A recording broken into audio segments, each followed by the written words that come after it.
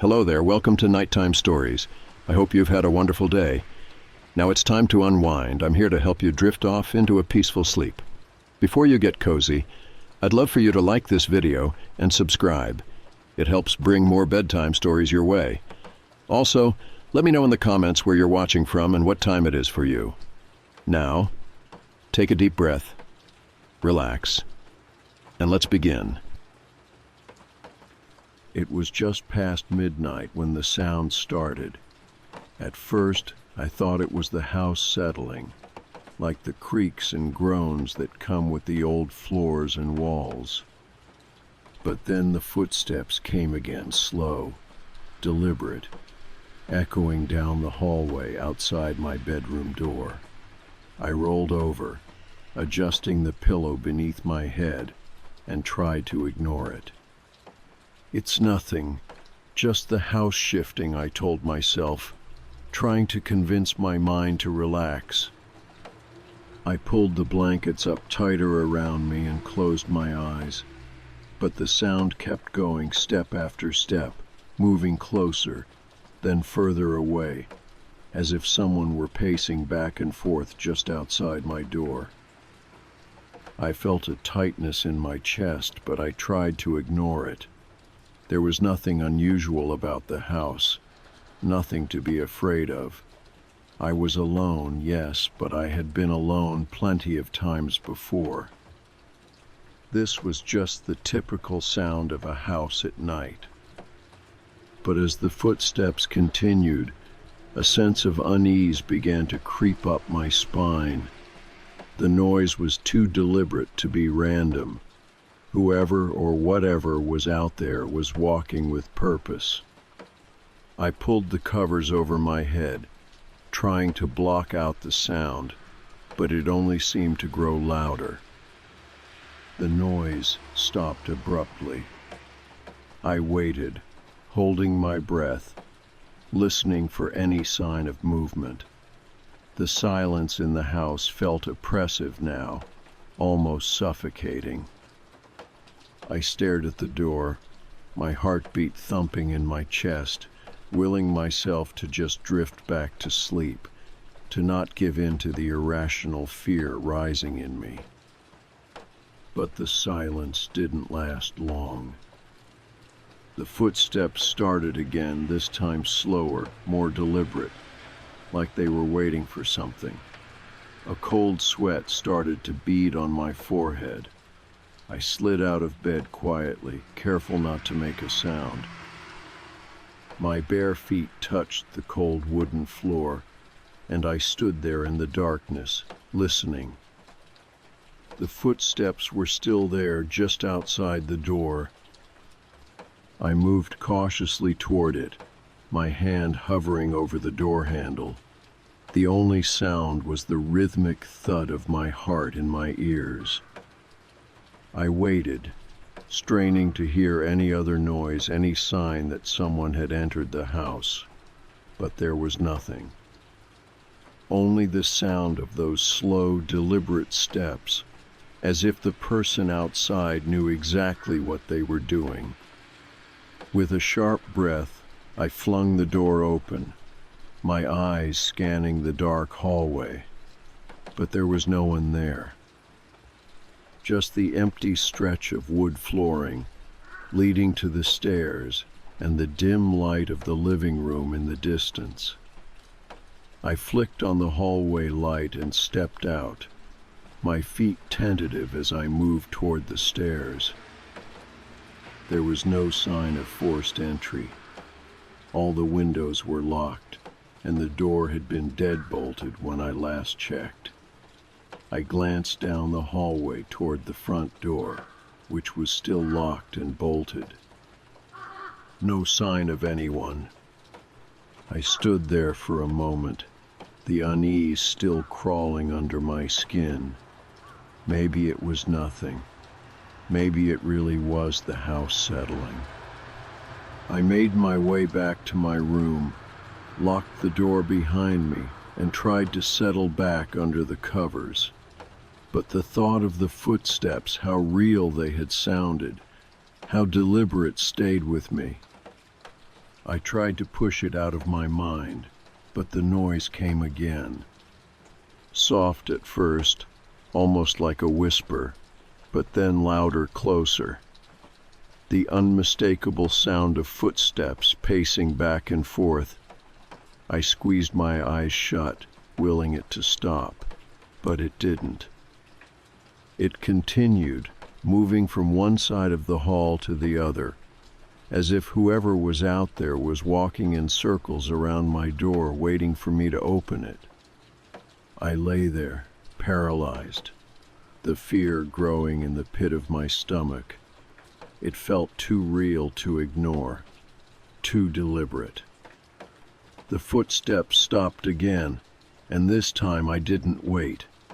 I sprang from the bed and dashed out of the room, flipping the light switch on as I did. The hallway was empty again, just as it had been the last time, but I couldn't shake the feeling that I wasn't alone. Someone had been out there, someone who knew how to move silently, how to stay just out of sight.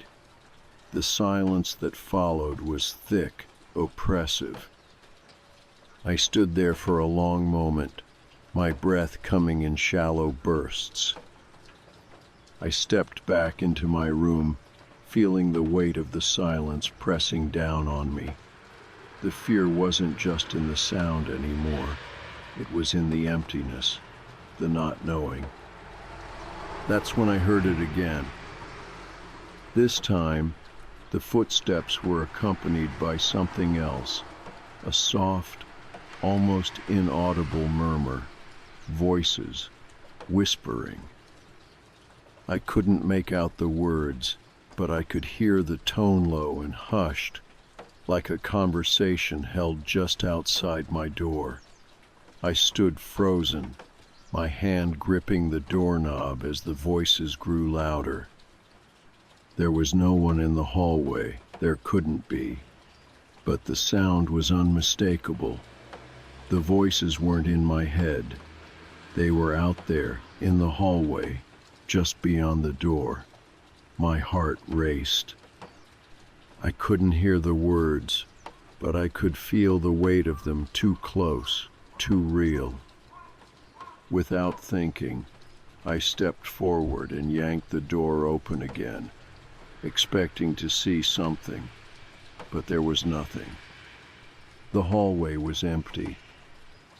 The murmur stopped as soon as I opened the door, and the footsteps, the voices, everything vanished in an instant. I stood there, trembling, staring down the empty stretch of hallway. My breath was heavy, each exhale trembling, but there was nothing out of place. The lights were on. The air was still. I checked every door, every corner of the house. No one had been there. It was just me, alone. I called the police. I don't know why I thought that would make me feel better. The moment I hung up, I realized just how stupid it was to call. There was nothing they could do. The house was locked up tight. There was no sign of anyone entering, no footprints, no broken windows, no evidence. The officer I spoke to was kind, but the tone in his voice said it all. "It's probably just the house settling, ma'am." But I knew what I had heard. I wasn't imagining it. Those footsteps weren't my imagination, and those whispers weren't from my mind. There was something in this house, something watching me. The police arrived around 40 minutes later. They checked the locks, they searched the perimeter of the house, and after a thorough search, they left no one found anything. The house was still locked up tight, no sign of anyone having broken in. I stayed awake all night, lying in bed with the covers pulled tight around me, listening to every creak, every groan of the house. The house didn't settle anymore, not in the same way. It was as if it was waiting for something. The silence was louder now, thick with the promise of something that wasn't quite finished. In the morning, I checked the hallway again. I didn't hear any footsteps, no whispers, but I knew I wasn't alone. Who had been walking outside my room? Why hadn't I seen them? And most chilling of all, why were they staying just out of sight? The silence in the house felt suffocating as the hours passed. I tried to convince myself that I was just overthinking things. After all, there had to be a reasonable explanation for what had been happening. The police had checked the house thoroughly, and they'd found nothing. No sign of forced entry, no signs of anyone being in the house except for me. But something in me, something deep inside, was telling me it wasn't over. It had only just begun. That night, the house felt different. The air was heavy, like the weight of some unseen presence was pressing down on me. I lay in bed, wide awake, listening to every creak and groan of the house. The clock ticked steadily in the background, but the noise only made everything feel worse. Time seemed to stretch endlessly, each second dragging on, making me more and more uneasy. I kept thinking about the footsteps, the deliberate pacing outside my door. I couldn't shake the feeling that I wasn't alone, but there was no way in. The doors were locked, the windows sealed shut. The police had confirmed it. No one could have entered without me noticing. Yet the house still felt like it was alive, breathing, shifting around me. I could feel it in the walls, in the floorboards. It was as if the house was aware of me, aware that I had discovered something I wasn't supposed to know. But what was it? What was hidden in the shadows of this house, in the dark spaces just out of sight? The sound came again faint at first, just a whisper of a noise that I almost convinced myself wasn't real. But then it grew louder. Slow, deliberate footsteps, the unmistakable sound of someone walking outside my door. My heart started to race as I sat up, frozen in place, my pulse pounding in my ears. I grabbed the flashlight from the nightstand, my hand trembling as I clicked it on. The beam of light cut through the darkness, but the room was still empty. No one was there. The footsteps stopped. I held my breath, waiting. There was no sound. The silence in the house was deafening, like the air had been sucked out of the room. My mind raced, trying to process what I had just heard, but I couldn't make sense of it. I glanced toward the door. It was still locked. There was no way anyone could have gotten in without me noticing. I swung my legs over the side of the bed, my feet touching the cold floor. I didn't want to open the door again. I didn't want to look into the hallway and see nothing, only to feel like a fool for being scared. But I had to know. I had to see for myself. I took a deep breath and stood up, my legs unsteady beneath me. The flashlight was shaking in my hand, the beam flickering with each step I took toward the door. I slowly reached for the handle, my hand cold and clammy, and turned it. The hallway was empty. I stepped out into the dark, the beam of the flashlight illuminating the familiar stretch of wood flooring. The house was eerily quiet, but I couldn't shake the feeling that something was out of place. I moved down the hallway slowly, the light dancing across the walls, the shadows stretching and shifting as I walked. Every creak of the floorboards felt like a loud bang in the silence. I reached the stairs and hesitated, my heart hammering in my chest.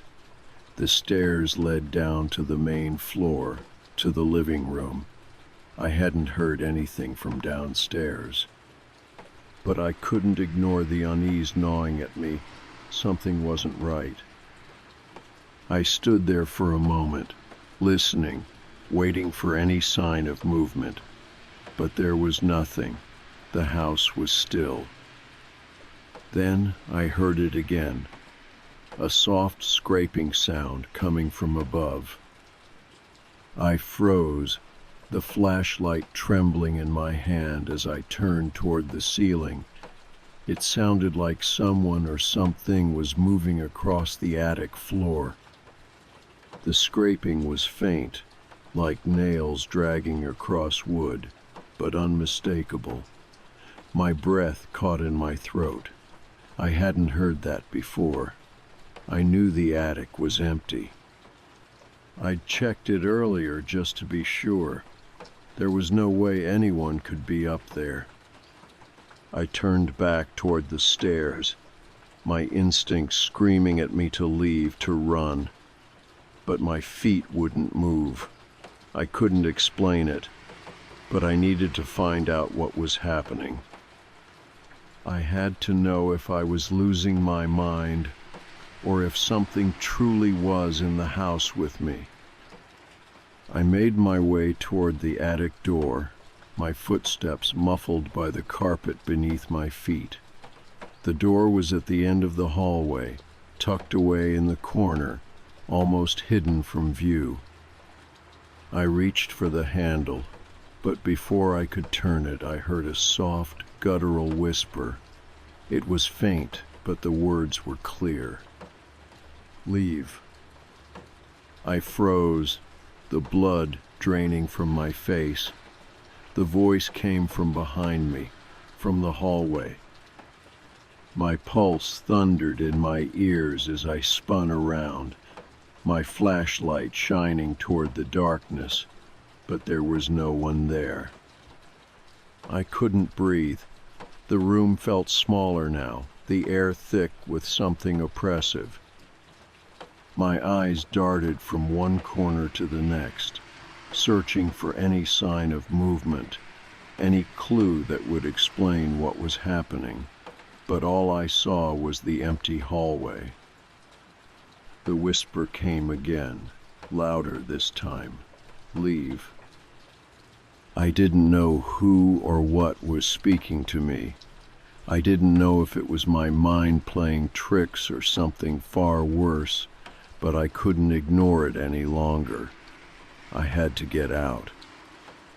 I had to leave this house, no matter what it meant. I turned back to the attic door, my hand on the handle, and this time I didn't hesitate. I yanked it open, the stairs creaking as I stepped onto the first step. The attic was dark, the only light coming from the beam of my flashlight, which barely illuminated the narrow space. I couldn't shake the feeling that something was waiting for me up there, hiding in the shadows. I crept up the stairs, my breathing shallow, my heart thudding in my chest. The scraping sound had stopped, but the silence was unbearable. I reached the top of the stairs and moved slowly into the attic, my flashlight scanning the room. Boxes were piled against the walls, old furniture covered in dusty sheets, but there was nothing else. Nothing. The attic was empty. I let out a slow breath, trying to calm myself. I was being paranoid. I had checked this place earlier. There was no one here. Nothing was hiding in the shadows. I turned around to head back down, but as I took my first step, I felt it. The unmistakable sensation that I wasn't alone. The attic door slammed shut behind me. I whirled around, panic rising in my chest as I reached for the handle, but it wouldn't budge. My heart raced as I pulled on it again and again, but the door remained locked, sealed tight. The silence around me was deafening, suffocating. I couldn't explain what was happening, but I knew one thing for sure. I wasn't alone in this house. Something was watching me. From the shadows, the door to the attic wouldn't budge. I pulled and yanked, my breath shallow, the sweat beading on my forehead. The flashlight in my hand trembled as I ran it over the door, searching for any crack, any weakness. But the door was locked, and no matter how hard I tried, it wouldn't open. I stumbled back from it, my mind racing, my pulse pounding in my ears. I had checked this place already, hadn't I? The attic was empty, the space beneath the dust-covered furniture undisturbed. Yet now, standing in the center of the room, I could feel the weight of the air pressing down on me, thick and heavy. It was like the attic itself was holding its breath, waiting for something to happen. I glanced around at the piles of old boxes and forgotten items, the cobwebs hanging from the beams, and the furniture draped in faded sheets. Everything was exactly as I remembered it, yet it felt different. The very atmosphere of the room had shifted, as if something had changed, something had moved. I could sense it, that crawling unease creeping up my spine, telling me I was no longer alone. I turned back to the door, feeling the cold metal of the handle beneath my fingers. I didn't know how much longer I could keep this up. The tension was unbearable, the silence in the attic louder than the scraping of the footsteps or the whispers I had heard earlier. The house was alive with something I couldn't see, something that wouldn't show itself no matter how much I searched, how much I screamed into the dark. And then, just as suddenly as the panic began, it stopped. The air in the room lightened, and the feeling of being watched slowly receded. I took a deep breath, trying to calm my shaking hands, my mind swirling with 1,000 questions. What is happening? I walked slowly toward the corner of the attic, my flashlight beam cutting through the shadows. The beam caught on something small, old box, nearly hidden behind a stack of crates. I hesitated for a moment, my hand still trembling, before I knelt down and pulled it out. The box was wooden, heavy, with brass hinges that gleamed faintly in the dim light. I opened it cautiously, unsure of what I might find. Inside, there was nothing but a stack of yellowing papers, old photographs, and a few small trinket-like items, buttons, a locket, a small figurine. My fingers brushed over the papers, and I felt a strange coldness sweep over me. The photographs caught my attention first. They were old, black and white, faded with age. I couldn't tell who the people in the photos were, but the house in the background looked familiar. The same house I was standing in now. I flipped through them slowly, my heart sinking with each image. There was a photograph of a family standing in front of the house, smiling. Another, of a woman holding a baby, her eyes blank and distant. And then another, of the same woman, but this time she wasn't smiling. She was staring directly at the camera, her face twisted in an expression of fear. The last photo was the worst. It was taken inside the house. There was a hallway, the same hallway I had been hearing the footsteps in. And standing there, in the shadows, just beyond the edge of the light, was a figure. A person, half hidden, their features obscured. A chill ran through me as I stared at the photograph. I could feel the hairs on the back of my neck standing on end. The figure in the hallway, the shadowy shape that was just barely visible, was me. It had to be. I had never seen this photo before, but the hallway, the way the figure stood, the way the light fell, it looked like it was taken only a few nights ago. I felt my stomach twist into knots. My mind couldn't make sense of what I was seeing. How could this be possible? I hadn't been in this house that long. I had no memory of ever taking this photo. Had someone else been here? I felt my pulse spike as the words ran through my mind. I slammed the box shut and backed away from it, my head spinning, the walls of the attic closing in around me. I needed to get out. I needed to leave, but the door was still locked. The house was pressing in on me, the air thick with the oppressive weight of something unseen. I needed air. I needed to breathe. I ran back to the attic door, banging on it with my fists, but it wouldn't open. Panic surged within me again, my breath shallow, the flashlight shaking in my hand. I pounded the door harder, calling out for help, but my voice cracked in the air, desperate and raw. No one answered. I turned back toward the room, my flashlight flickering and dimming. The beam of light caught something else, another photograph, wedged between the floorboards. It was half buried in dust and grime, but it was different from the others. I bent down and pulled it out, holding it in my shaking hands. The photograph was of a man I didn't recognize. He was standing in the same hallway as in the other photos, his face obscured by shadow.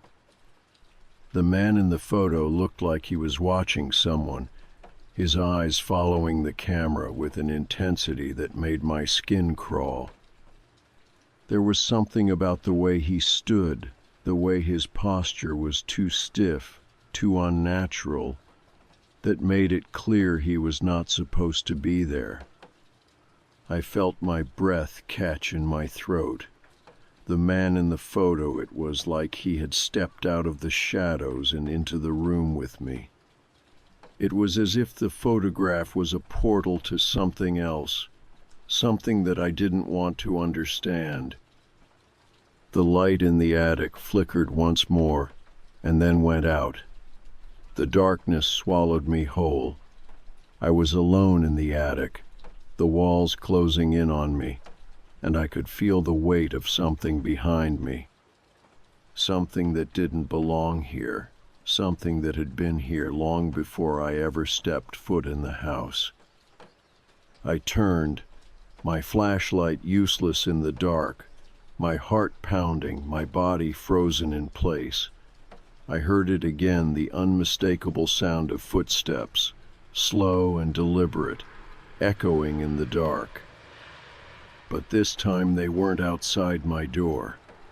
They were coming from the hallway inside the house. And I wasn't alone anymore. The footsteps were closer now, closer than they had ever been. I heard the creak of floorboards, the soft shuffle of feet moving toward me. I turned, but the light was gone and the darkness was thick and all-encompassing. The air felt colder now, a sharp, biting chill that cut through the stillness of the room. Then, just as I thought I couldn't bear it any longer, I heard the whisper, "Leave." It wasn't a voice I recognized. It was low, guttural, a sound that didn't belong in this house, in this world. The words were clear, but the tone was something else, something ancient, something that carried a warning. I couldn't breathe. My heart was a wild drum in my chest. I reached for the door handle again, my hand numb, but the door was still locked. I wasn't going to make it out, not like this, not alone. Something was waiting for me in the dark, something that would never let me leave. I backed up slowly, feeling the cold walls of the attic pressing in on me. The footsteps were still coming, closer now. The air felt too thick, too heavy, as if it had been saturated with fear, making it harder to breathe. The whispering, too faint to be clear, seemed to float on the air, just beyond my reach. But it was there, moving in the silence like a dark promise. "Leave." The voice was louder now, clearer. It wasn't my mind playing tricks. It was real. Something was out there, moving in the shadows of the house, and it wasn't about to let me go. My heart was pounding, my breath ragged as I stumbled backward. The flashlight had died, its light no longer flickering, just leaving me in absolute darkness. The attic felt suffocating, the air stagnant, the quiet so deep it was deafening. I could almost feel the weight of whatever was watching me pressing down, lurking in the blackness, just out of sight. I slammed my palm into the attic door, desperate to open it, but it refused to budge. The cold metal handle mocked me, a barrier between me and escape. I turned, panicked, my mind searching for a way out, but the attic was so small, filled with old furniture, boxes, and dusty sheets. I couldn't think. I couldn't process what was happening. My thoughts were scrambled, my survival instincts warring with the paralyzing terror that threatened to swallow me whole. The footsteps stopped. For a moment, I thought maybe I was imagining it. Maybe it was just my mind playing tricks, making shadows out of the light. Maybe I had dreamed the whole thing, the photos, the voices, the creeping sensation of being watched. But deep down, I knew it wasn't a dream. I knew what I had heard, what I had seen, and what was waiting for me. And then I heard it, the scrape of nails across the floor, a dragging sound, the unmistakable noise of something or someone moving across the floorboards. The hairs on the back of my neck stood up, and I turned quickly, but still nothing. The space in front of me was empty, the shadows clinging to the corners of the room. The air was colder now, a chill that seeped deep into my bones, freezing me in place. I couldn't wait any longer. I had to get out. I didn't care how.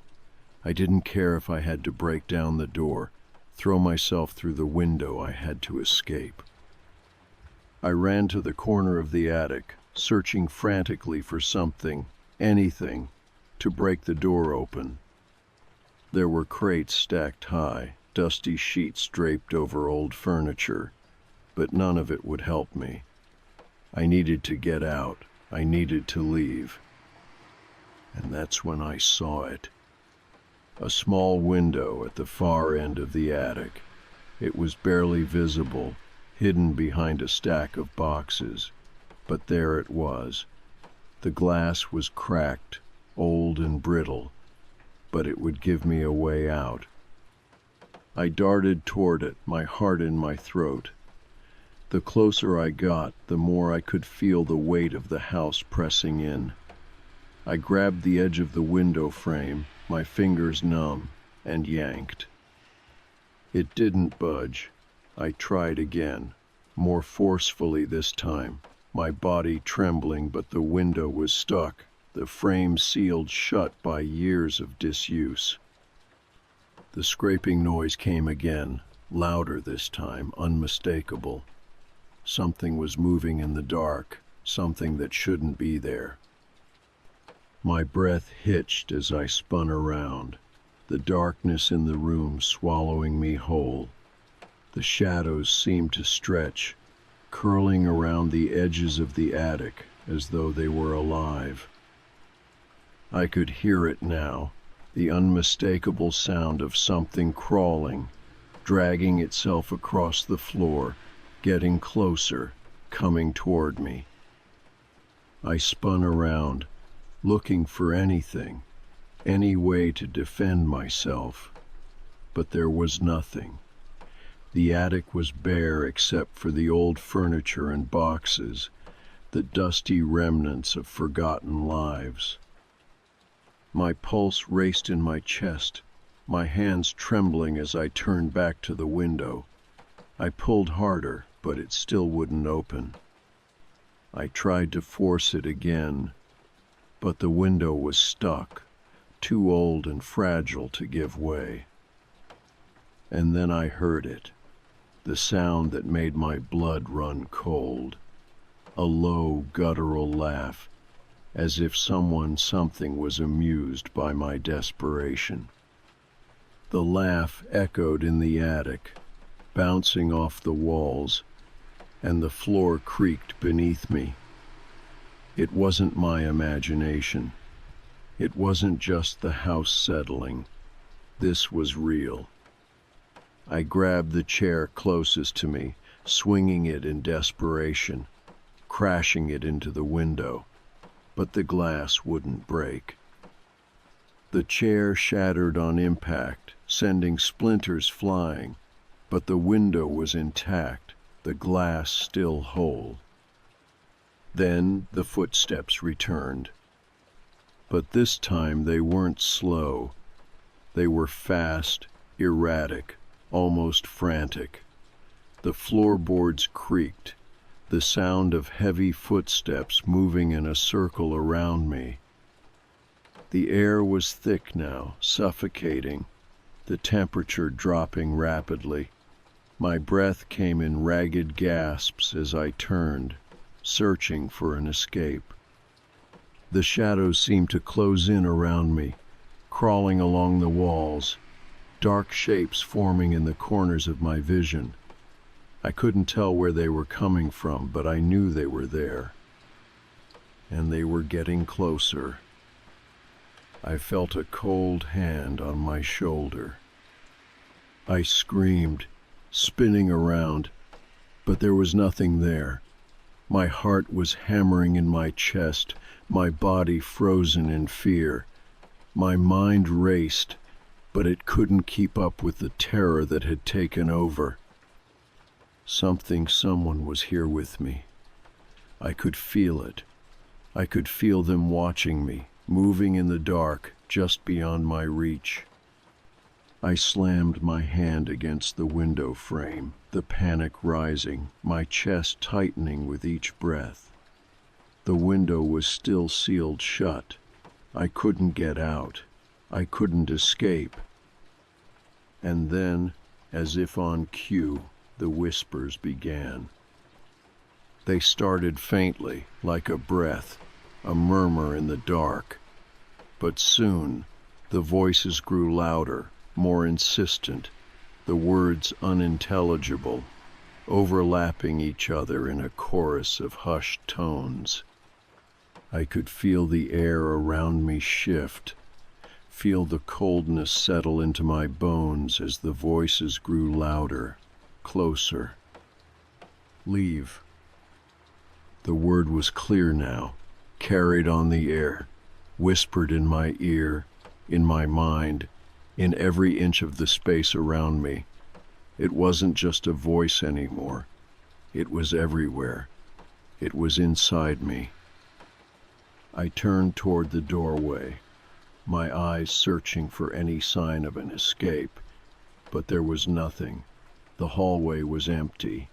The house was still. But the air was thick, the oppressive presence of something in the shadows, something that had been waiting, watching. And then I saw it, in the corner of the room, just beyond the edge of the light, a figure. It was standing there, motionless, watching me with eyes I couldn't see. But I could feel them, heavy and full of something I couldn't name. The figure took a step forward, and I took a step back, my heart pounding so loudly I could hear it in my ears. My breath came in gasps, my body trembling, but I couldn't move. I couldn't run. The figure stepped forward again, slowly, deliberately, until it was right in front of me. Its presence was suffocating. The darkness around it seemed to grow, to consume the room. I could feel the cold emanating from it, seeping into my skin, freezing me in place. And then the whisper came again, but this time it wasn't a warning. It's too late. The words wrapped around me like chains, holding me in place as I felt the darkness closing in, consuming everything I knew, everything I was. And I understood. It wasn't me who was being hunted. It was the house itself. And now it had me. The coldness settled in deeper, seeping into my bones like ice water. I tried to breathe, but the air felt too thick, too heavy. I couldn't move. The darkness around me seemed to stretch on forever, wrapping me in its suffocating grip. I could feel it, the weight of whatever was watching me, standing just beyond the edge of the light, waiting. My chest tightened with panic, but I couldn't seem to make my body obey. I couldn't run. I couldn't scream. The words echoed in my mind. It's too late. I wanted to break free, to shatter whatever this was, but I couldn't move, couldn't escape the pull of that voice. It wasn't just a whisper anymore. It was a command. It was as though the house itself was speaking to me, through whatever dark thing was standing just out of sight, just beyond the threshold of my vision. My breath caught in my throat as I strained to see through the shadows, but the figure in the corner didn't move. It was like it was waiting for me to make a move, to do something. I had to do something. I could feel the cold creeping deeper into me, the paralysis of fear threatening to swallow me whole. But then, something in me broke. A sharp, instinctive panic surged through me, and I snapped to action. I wasn't going to just stand there, not anymore. I wasn't going to let whatever this was, whatever had taken this house and made it its own, control me. I took a step back, then another, slowly inching toward the attic door. It was still shut, still locked, but I wasn't thinking about the door anymore. I needed a way out. I needed to escape this nightmare, The figure, whatever it was, didn't move, but I could still feel its presence, pressing against me, like it was right behind me, just inches away from my skin. I reached out for the door handle, my hand shaking violently, and in that instant, the whispers came again. Louder this time. It wasn't just one voice, it was many. Multiple voices all speaking at once, whispering things I couldn't understand, their words overlapping, tangled in a frenzy. Leave. The voice that had spoken earlier came again, clearer now. But it wasn't the same voice. It wasn't just the house, or the thing in the shadows. It felt like something else was speaking. Something older. You can't leave. I spun around, desperate to see, to understand. My flashlight flickered once, then died. The darkness swallowed the room entirely. I was in complete blackness now, my senses overwhelmed by the oppressive silence and the feeling that something was closing in. The air seemed to pulse, as if the house itself was breathing alive and aware of me. Then came the footsteps again. But this time they weren't slow, tentative steps. No, they were loud, deliberate. Someone or something was walking towards me. The sound was unmistakable now. Footsteps in the dark. Heavy, measured, and moving closer. I could feel the floor beneath me creak with each step they took, the vibrations sending tremors through my body. I should have been running. I should have been screaming, but I couldn't. My legs wouldn't cooperate. The footsteps stopped just behind me. My heart slammed against my rib cage, and I turned quickly, my flashlight still useless in my hand. I could see nothing in the dark, just the outline of the attic, the furniture, the piles of boxes that now seemed like looming figures in the gloom. I couldn't breathe. And then the whisper returned, cold and raspy, too close for comfort. You shouldn't have come here. It was right next to me. I couldn't see it, couldn't feel it, but I knew it was there. Something in the space between my thoughts, in the very air around me, told me it was. I wanted to scream, to shout, to throw myself against the door and break it down, but my body was paralyzed. It was like I was stuck in a web of fear, caught in its trap, unable to escape. The floor creaked again, but this time it wasn't the sound of footsteps. No, this time it was something else. The sound was softer, more sinister. Something was moving, dragging itself across the floor. The scraping sound was unmistakable. Something was crawling toward me, closer and closer, until I could feel its presence, like a cold wind brushing against my skin. I could hardly breathe. I pressed my back against the door, desperate for something to break the hold this place had on me. But there was nothing, no escape, just the scraping.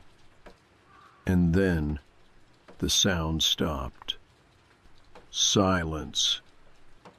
I tried to force myself to speak, to say something, anything, but no words came. My throat felt dry, tight. My head spun. The darkness around me pressed in, crushing, suffocating.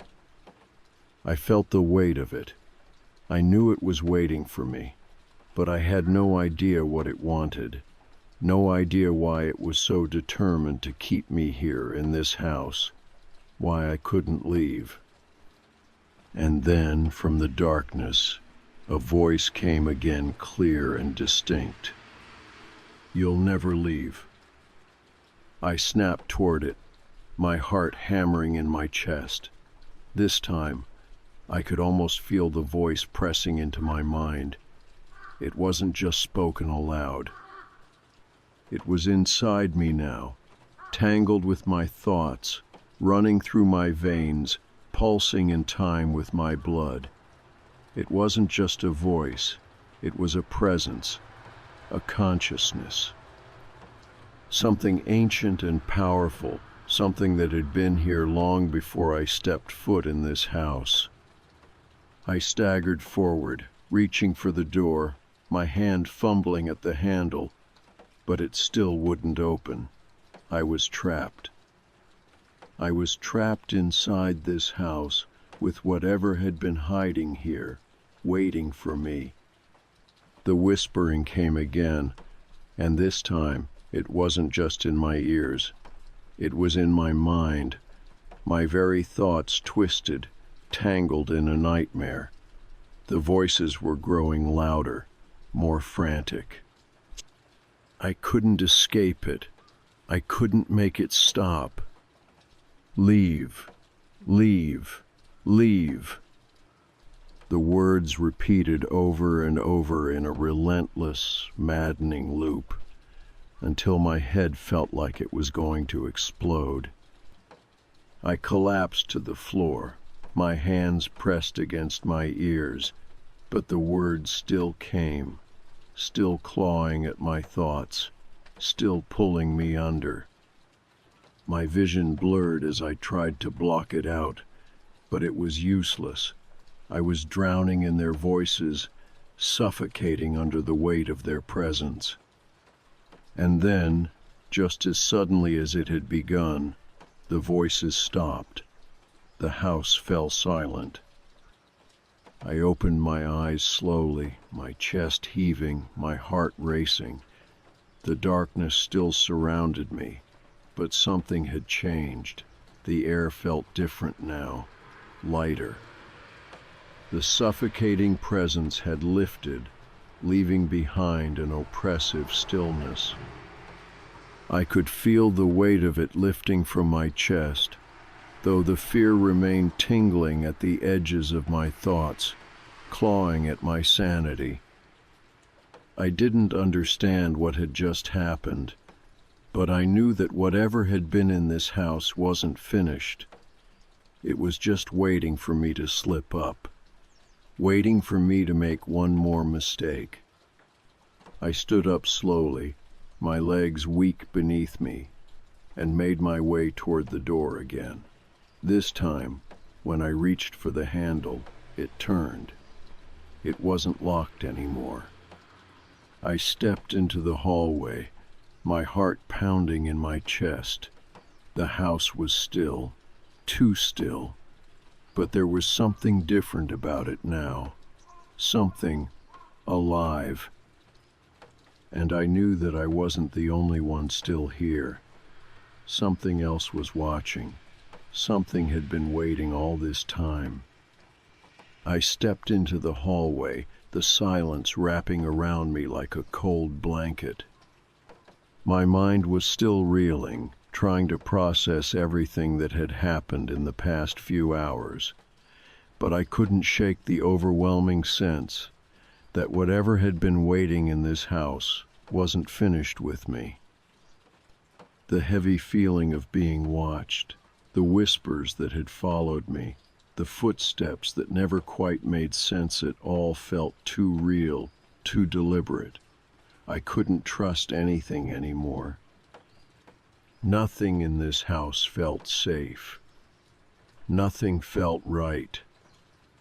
I turned, looking back at the attic door. The faintest echo of the voices seemed to linger in the air around it. The attic was still closed, still locked, but somehow I knew that whatever had been happening in this house had come from there, from the dark corners where light couldn't reach. It was like the house itself had come alive, its walls, its rooms. all echoing with a dark presence, one that wasn't going to let me go.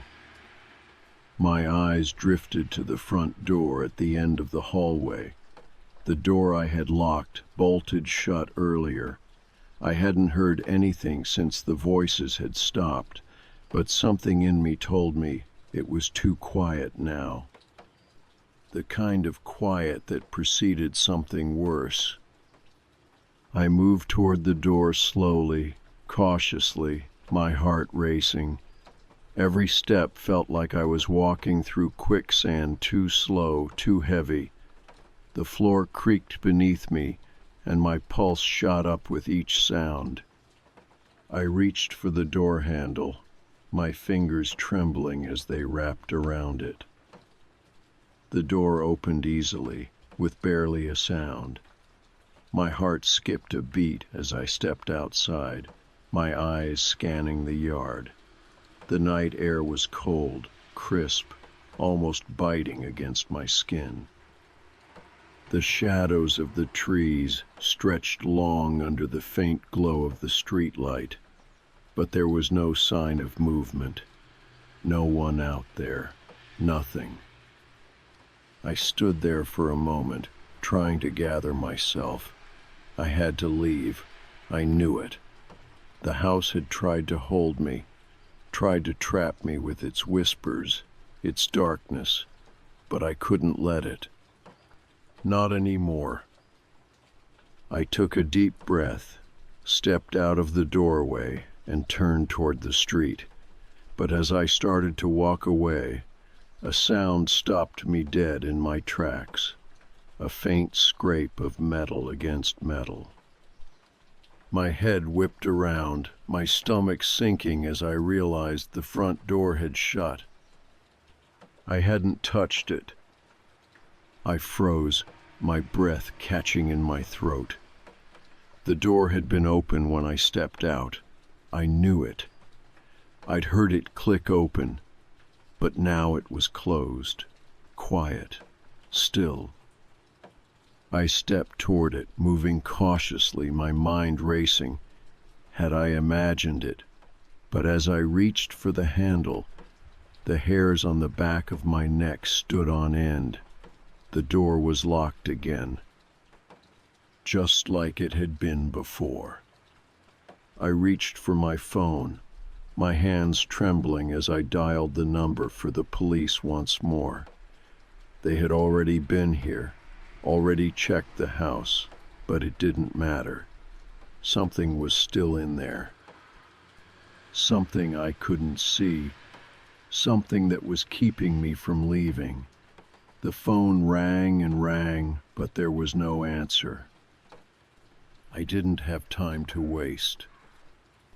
I turned back to the door and shoved against it with all my strength.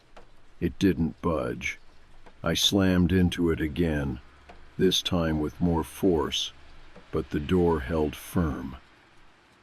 My panic surged, flooding my veins with adrenaline. I felt like I was suffocating, trapped in a house that refused to let me leave. The air grew thick again, and I could hear the faint sound of footsteps coming from somewhere deep inside the house.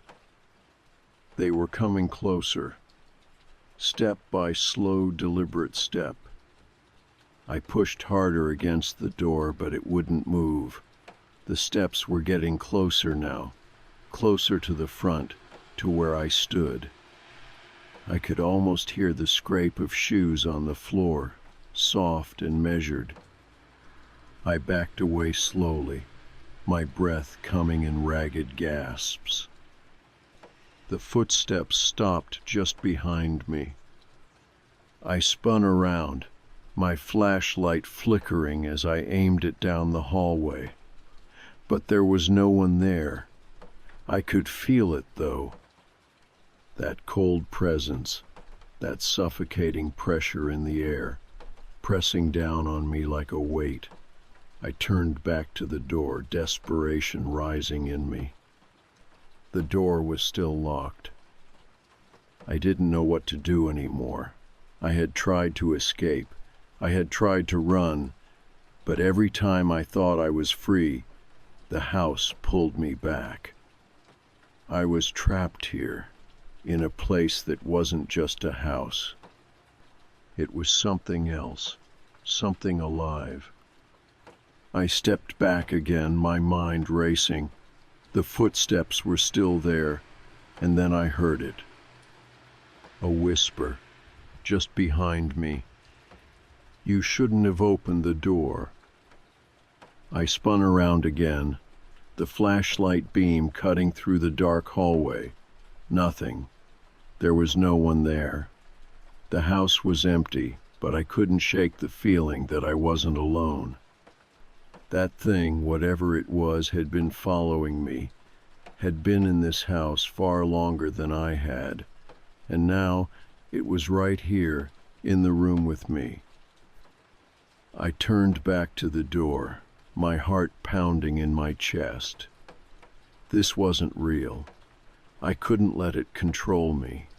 I couldn't let it trap me here forever. I grabbed the doorknob again and turned. This time it opened. The door was unlocked. I stepped outside, finally, into the cool night air. I didn't stop to look back. I couldn't. I didn't care what was still in that house, waiting for me. I ran. My feet pounded against the ground as I sprinted down the sidewalk, my breath coming in quick gasps. I didn't know where I was going, but I didn't care. I didn't look back. I didn't have to. I could feel it. The house, the thing inside, watching me. But I didn't stop. I kept running until my legs burned, until I couldn't breathe anymore, until I had put enough distance between me and that house. I didn't stop running until I heard the faintest whisper. "You'll never leave." I didn't look back. I didn't need to. It wasn't over. I knew that. Whatever had been in that house, it wasn't done with me. But for now, I was free. For now, I was out of its reach. And that was all that mattered.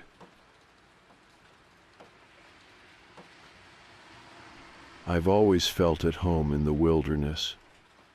Some people find comfort in busy cities or surrounded by others, but for me, the peace comes only when I'm miles away from civilization, lost among the tall trees and silent lakes.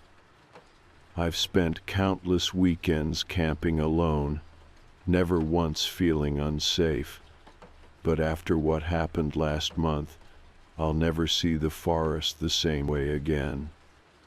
I chose that weekend in late September for a reason.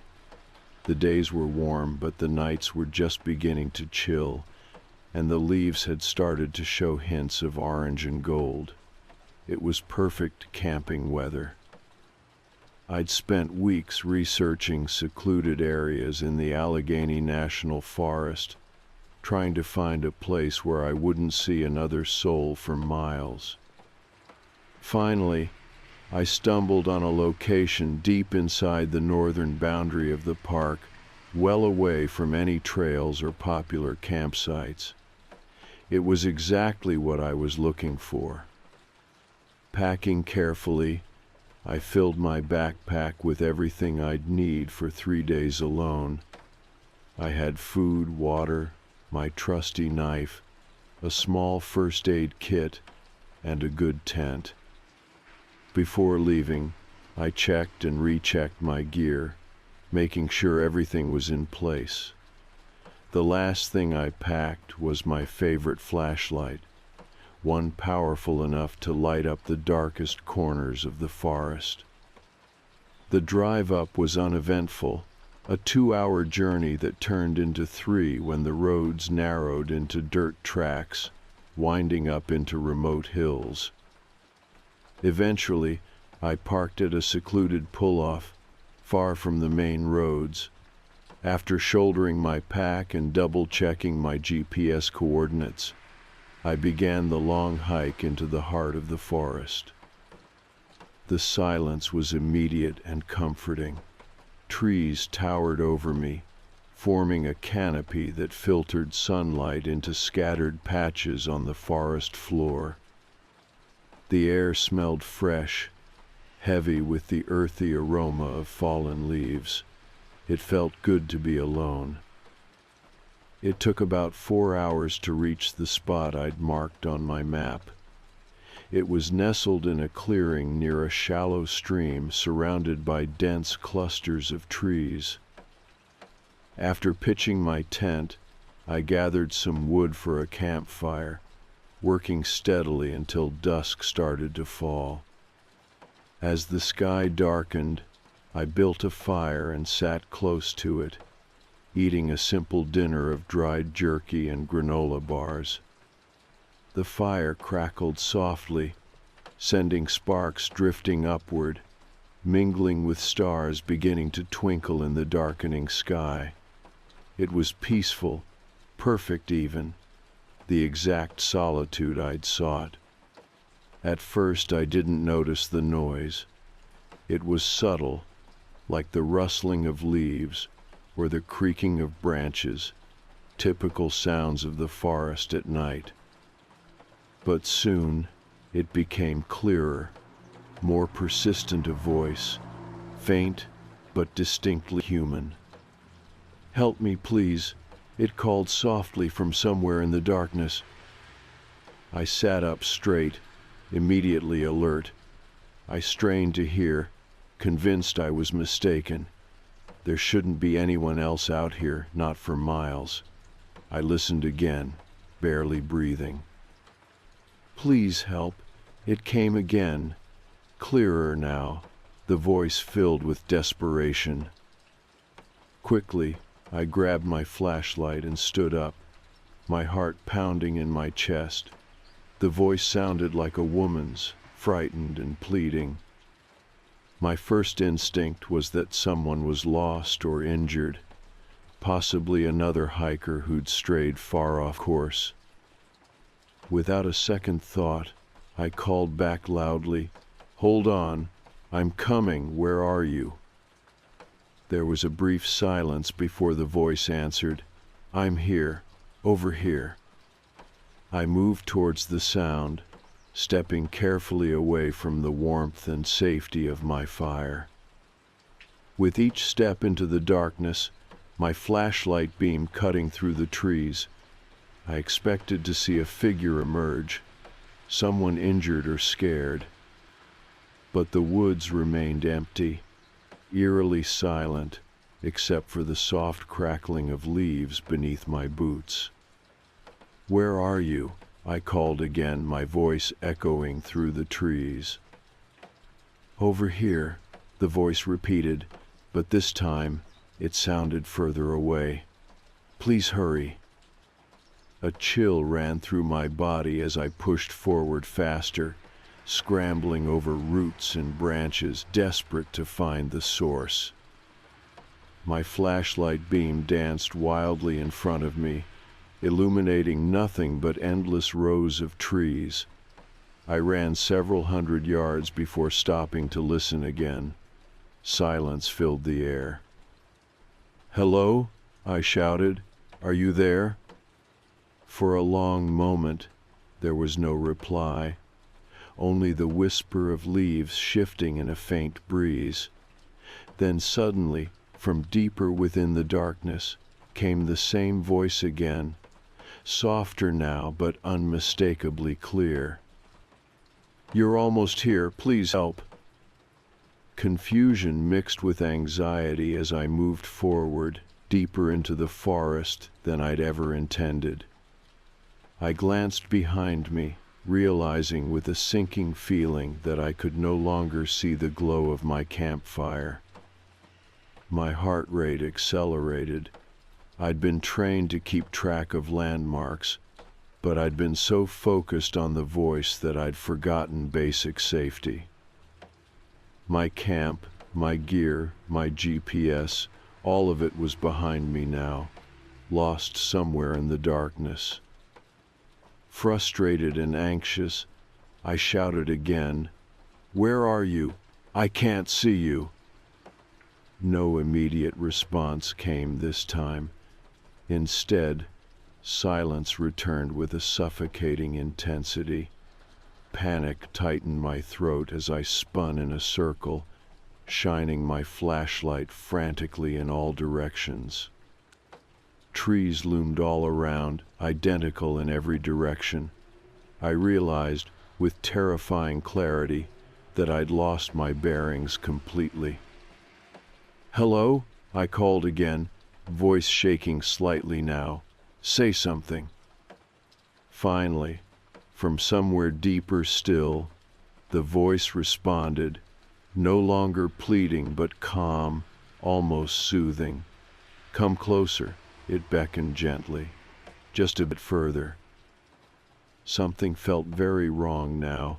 The desperation in the voice was gone, replaced by something else, an eerie calmness that made my stomach twist in fear. A cold sweat broke out across my forehead as I tried to retrace my steps, but each direction looked exactly the same, thick trees blocking any recognizable path.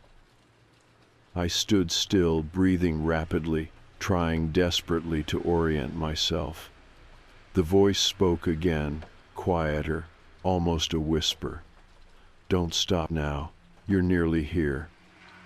In that moment, a realization slammed into me. I'd never actually gotten closer to the voice. It had always remained just out of reach, pulling me deeper into the darkness. Each step I'd taken had drawn me further away from safety, away from my camp, and into the most isolated parts of the forest. My heart raced with terror as I shone the flashlight around me once more. The trees here grew impossibly close together, their branches interlocking high above, blocking out even the faintest hint of moonlight. I was utterly trapped. "Who are you?" I shouted desperately, my voice echoing off the dense walls of trees surrounding me. This time the voice didn't answer immediately. Instead, silence stretched painfully long before the quiet reply finally came, this time colder, more certain than before. "You already know," it whispered. "You've always known." The flashlight trembled in my hands as panic surged, my body rooted to the spot. The voice no longer sounded human, its tone now chillingly familiar yet impossible to place. My mind raced with fear, realization crashing down around me. I wasn't just lost, I had been carefully led here, drawn intentionally into the heart of this suffocating wilderness. And now, deep within the shadows of the trees, whatever had called to me was waiting. My breathing came in short, panicked gasps as I stood frozen, gripping the flashlight tightly with sweat-soaked hands. The voice had stopped, leaving me suspended in a terrifying silence. I strained to hear something, anything, but the forest had gone unnaturally quiet, not a rustle of leaves, not the creak of branches. It was as if the entire wilderness was holding its breath alongside me. I swung my flashlight in every direction, desperate to regain my bearings. Each beam of light illuminated only identical trunks of massive trees, their bark rough and gnarled, their branches twisting into shapes that seemed oddly menacing in the darkness. I was completely disoriented, with no way of telling which direction I'd come from, or how far I'd wandered from my camp. A surge of panic washed over me as I realized my backpack, my food, water, and GPS was all left behind. In my haste, I'd abandoned the safety rules that had always guided my wilderness excursions. Now, I was paying the price for my carelessness. "Think," I whispered to myself, attempting to steady my nerves. "Just calm down. Retrace your steps."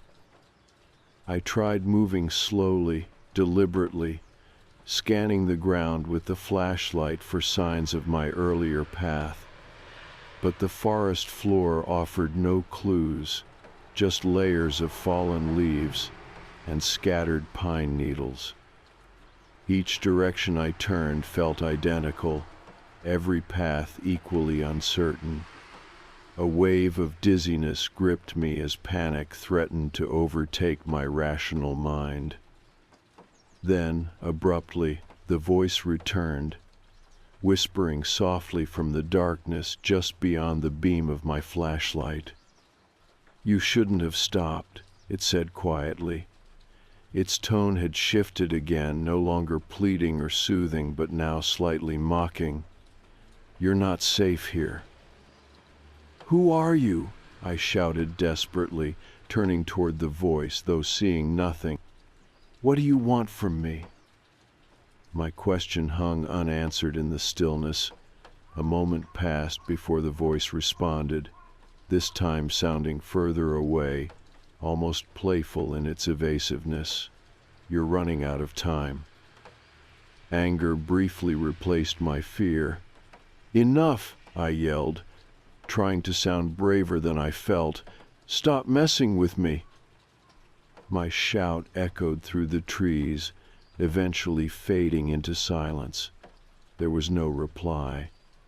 Frustrated and increasingly terrified, I moved cautiously in what I hoped was the direction I'd originally come from. Every step felt heavy, my boots sinking slightly into the soft earth beneath me. The flashlight's beam danced wildly, illuminating twisted branches that reached toward me like grasping hands. Minutes dragged on, but I saw nothing familiar. Anxiety pressed tighter around my chest as I realized I was only moving deeper into unfamiliar territory. Each tree looked identical to the last, their shadows merging into endless darkness. My sense of direction was completely gone. Just as hopelessness threatened to overwhelm me, a sudden sharp sound broke the silence, a snapping branch, unmistakably close behind me. I spun around, heart racing, flashlight trembling in my grip. The beam pierced the darkness, revealing nothing but empty forest. Yet the feeling of being watched intensified, my instincts screaming that I wasn't alone. "Who's there?" I demanded, my voice weak and trembling despite my effort to sound authoritative. There was no response. Instead, a sudden gust of wind whispered through the trees, rustling the branches like dry laughter. The sound sent chills down my spine. I backed away instinctively, stumbling slightly on the uneven ground. My breath came rapidly, and my pulse thundered in my ears. "Please," I whispered into the darkness, desperate now, my bravado shattered. "Let me go. I just want to leave." Again silence answered me. The wind subsided as quickly as it had begun, leaving only suffocating quiet. My mind raced with possibilities. Had someone been following me, playing a twisted game? Or had I stumbled onto something I wasn't supposed to see? Gathering what remained of my courage, I started moving again, picking a random direction. I had no plan other than to escape the oppressive atmosphere that pressed down upon me. My legs felt heavy, exhaustion creeping into my muscles, but adrenaline kept me moving. After several minutes, I noticed the trees, thinning slightly ahead. Hope surged through me. Perhaps I'd found a clearing, a recognizable landmark, or even better, my own campsite. I quickened my pace, stumbling forward eagerly. The flashlight revealed the edge of a small clearing, its grassy surface illuminated faintly by moonlight filtering through thin clouds overhead. Stepping into the open space, I immediately felt exposed. The clearing was unnaturally quiet, and the grass beneath my feet was brittle, crunching loudly with every step. My flashlight beam caught something reflective at the far end, something metallic glinting in the shadows. Cautiously I moved closer, heart pounding louder with every step. As I drew nearer, the object revealed itself clearly, a rusted old lantern hanging from a bent metal pole, swaying gently as if recently disturbed. Beneath it was a wooden bench, weathered and rotted, clearly abandoned long ago. I glanced around quickly, my pulse racing. This was no natural clearing. Someone had once used this space, perhaps many years ago. The realization made my blood run cold. How long had this place been here, hidden deep within the forest? And who had used it? I swung my flashlight around again, illuminating the rest of the clearing.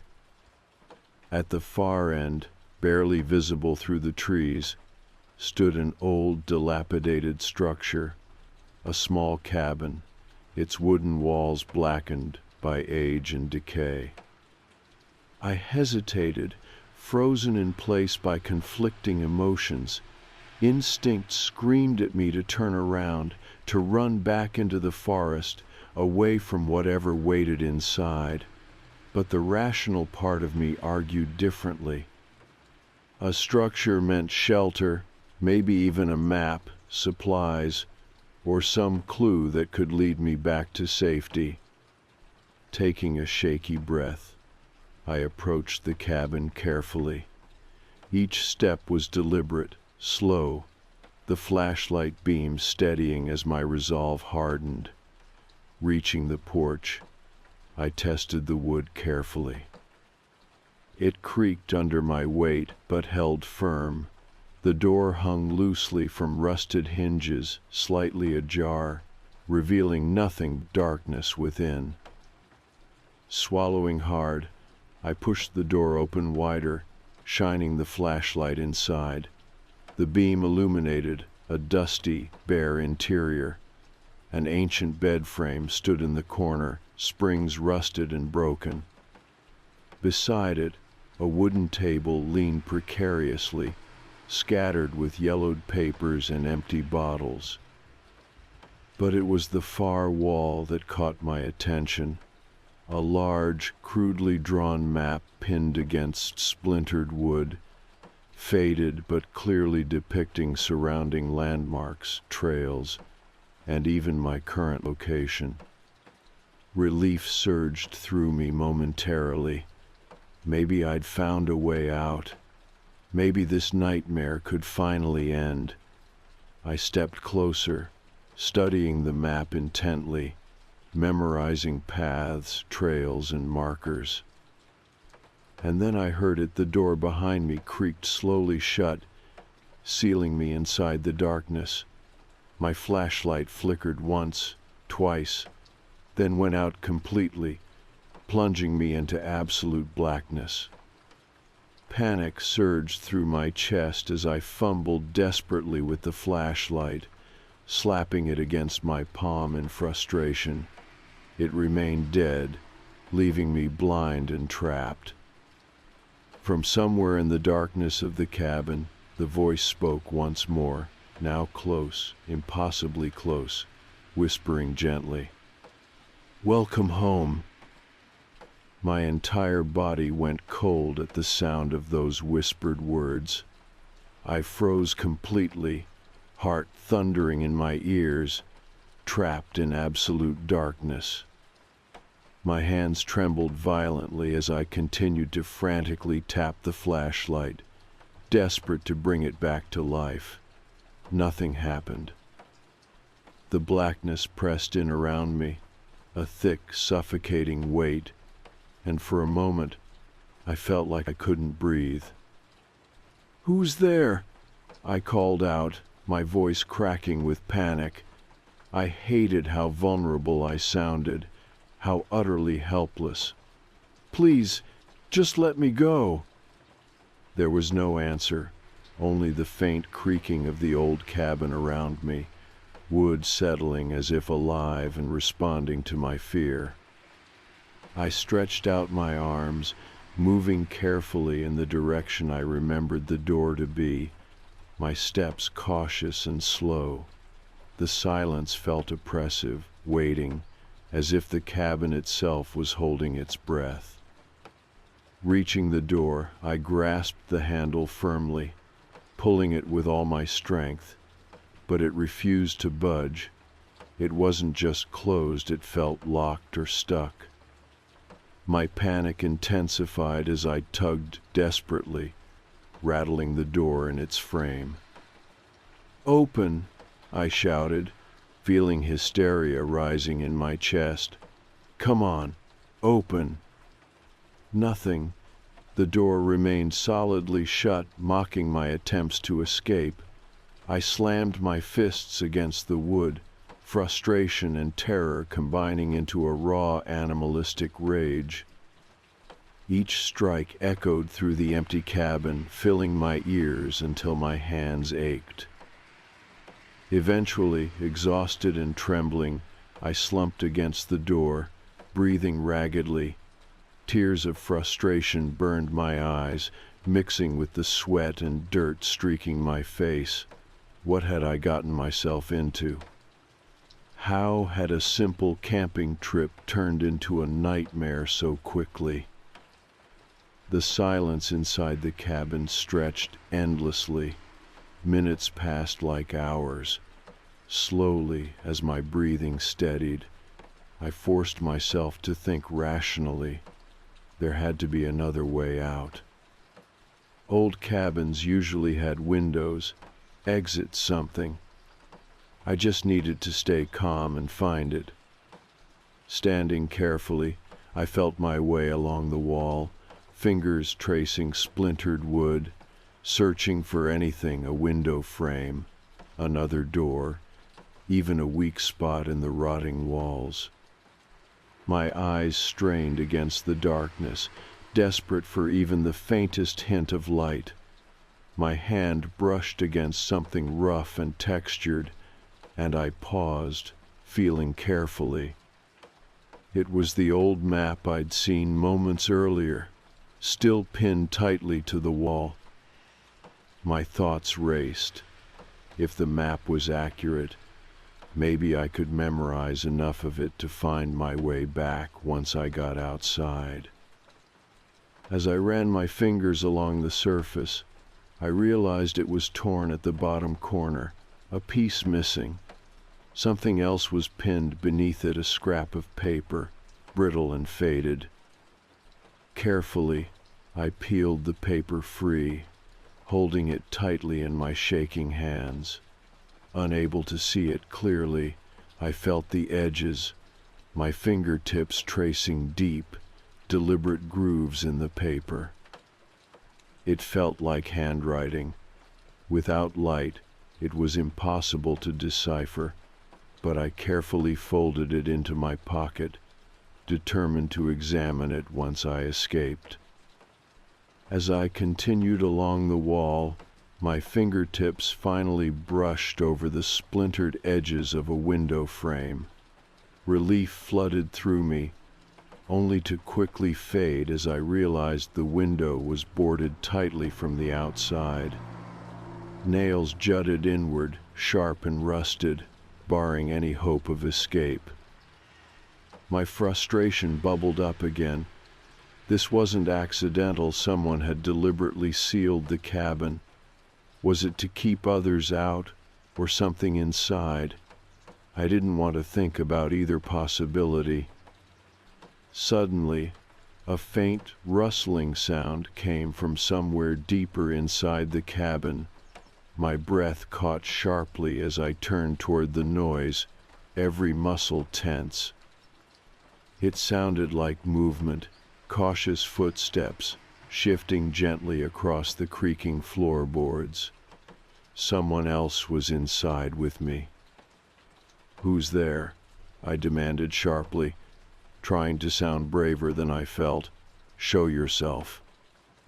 Silence fell instantly. The movement ceased, replaced once again by the oppressive quiet. My pulse hammered painfully in my chest. Was I losing my mind? Was my fear making me imagine things? Or was I genuinely not alone in this cabin? Then softly, the voice spoke again from the darkness, closer now, clearer, almost tangible. "You've been away for too long," it whispered calmly, almost reassuringly, "but now you're back where you belong." My skin prickled with cold dread. "Stop," I snapped, my voice echoing painfully. "This isn't my home. I don't belong here." "Oh, but you do," the voice murmured gently, filled with certainty. "This is exactly where you belong, with me."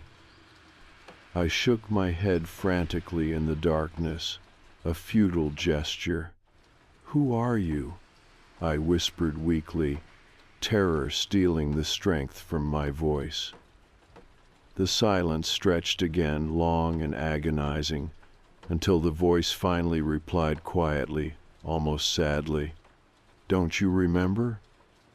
Something in those words stirred a deep, buried fear within me. A sense of familiarity tugged at the edge of my mind, elusive and troubling. I racked my brain, trying desperately to recall why this voice, this place, seemed so hauntingly familiar. Had I been here before? Was it possible that I'd suppressed some memory, something so frightening or traumatic that I'd blocked it entirely? The rustling returned, growing louder, moving closer now, directly ahead of me. Panic surged anew as I stumbled backward, heart racing uncontrollably. My heel caught on something unseen, and I crashed heavily to the floor, pain shooting through my elbow and shoulder. As I lay there, dazed and disoriented, the presence drew nearer. I could feel it, a coldness emanating through the darkness, slowly encircling me, pressing in from every side. "Please," I begged helplessly, eyes wide with fear, even though I saw nothing. "Just leave me alone." "That's impossible," the voice replied softly, almost regretfully. "You've returned. Now you must stay."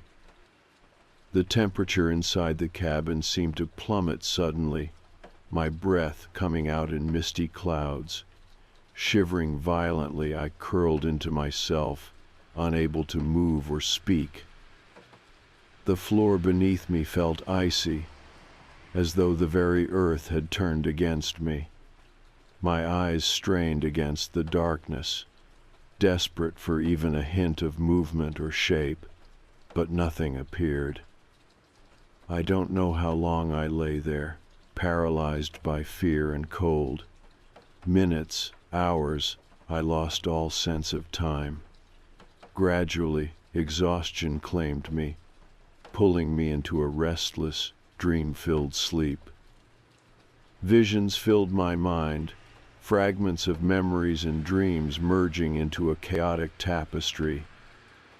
Trees closing in around me, shadowy figures whispering unintelligible words, and always, always, that familiar voice, gently urging me deeper into darkness.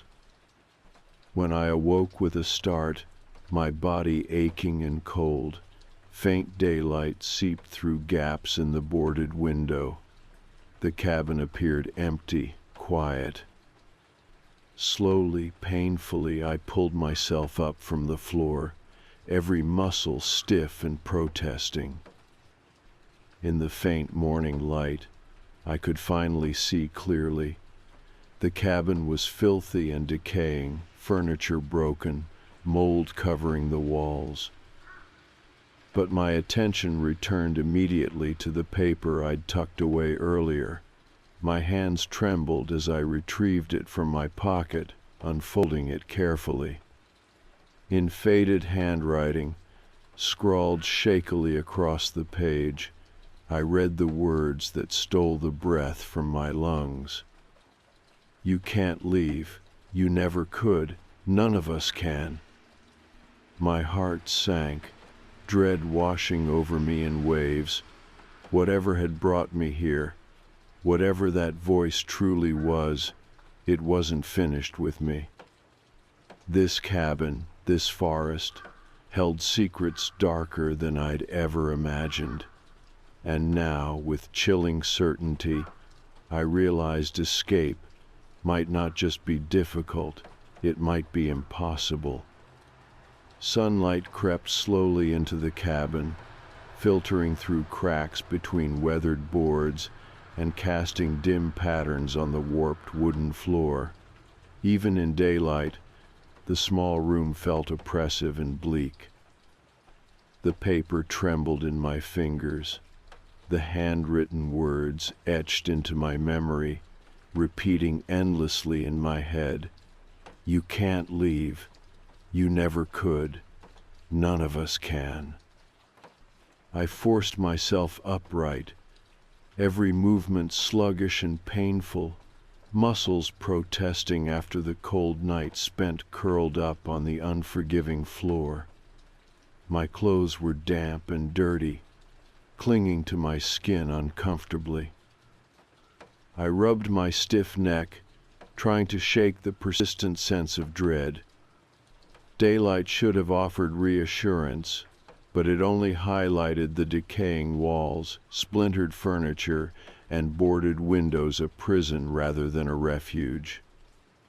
Forcing myself to think clearly, I scanned the room again, desperate to find something I might have missed in the dark. The faded map still hung limply on the far wall, its edges curling and cracked. The landmarks and trails it depicted seemed genuine, at least as far as I could tell.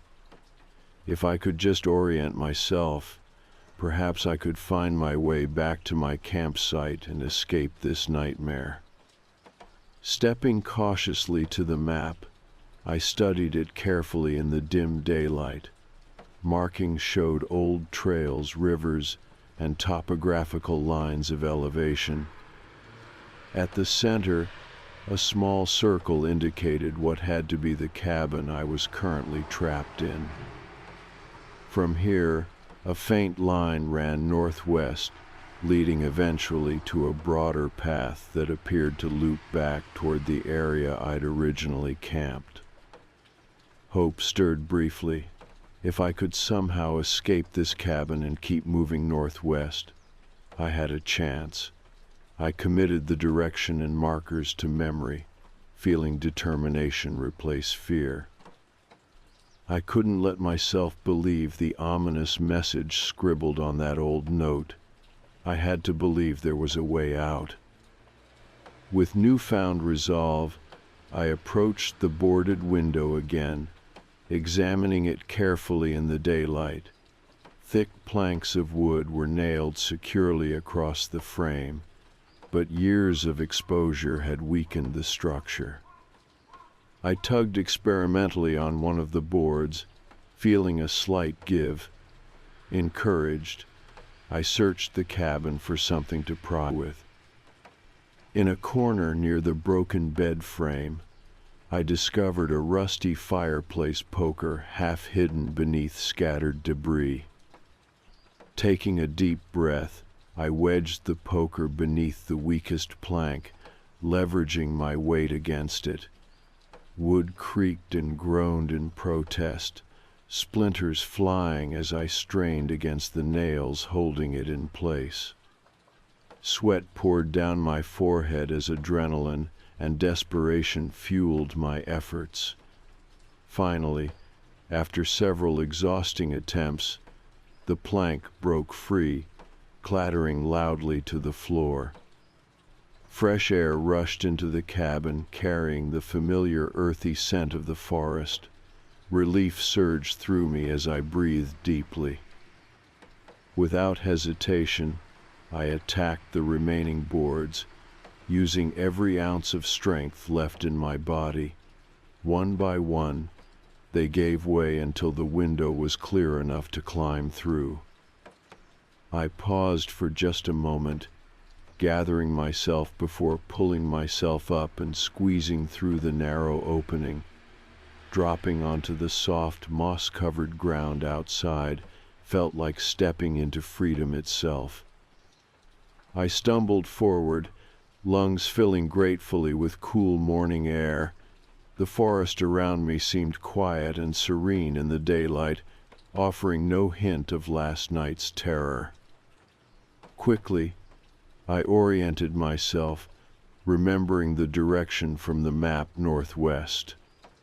Ignoring the hunger and fatigue gnawing at me, I began walking briskly, eager to put as much distance as possible between myself and the cabin. Every step felt like a small victory, a defiance against whatever had imprisoned me. But as I moved deeper into the woods, I felt an unsettling awareness that I was still being watched. I glanced behind me frequently, half expecting to see something following, but nothing appeared. Still, I couldn't shake the paranoia. The trees felt thicker, the shadows denser than before. The forest, usually a comforting presence, now seemed hostile, its silent trees conspiring to block my escape. As I pushed forward, the terrain grew difficult, covered in thick underbrush and tangled roots that grabbed at my boots, slowing my progress. Hours passed without sight of familiar landmarks or trails. The hopeful confidence I'd felt upon escaping the cabin slowly eroded, replaced once again by creeping dread. Pausing to catch my breath near a small stream, I knelt and cupped water into my parched mouth, the coolness soothing my raw throat. As I stood, preparing to continue onward, a soft rustling from nearby foliage caught my attention. My body tensed instinctively. "Hello," I called hesitantly, unsure if I wanted an answer. No reply came, only silence. I peered into the underbrush, heart pounding, but saw nothing unusual. Just as I began to dismiss it as paranoia, the rustling resumed, closer now, deliberate and cautious. My pulse spiked, adrenaline flooding my system. "Who's there?" I demanded more forcefully, taking a cautious step back. Then, slowly emerging from between two dense shrubs, stepped a figure thin, pale, and disheveled, his clothing torn and filthy.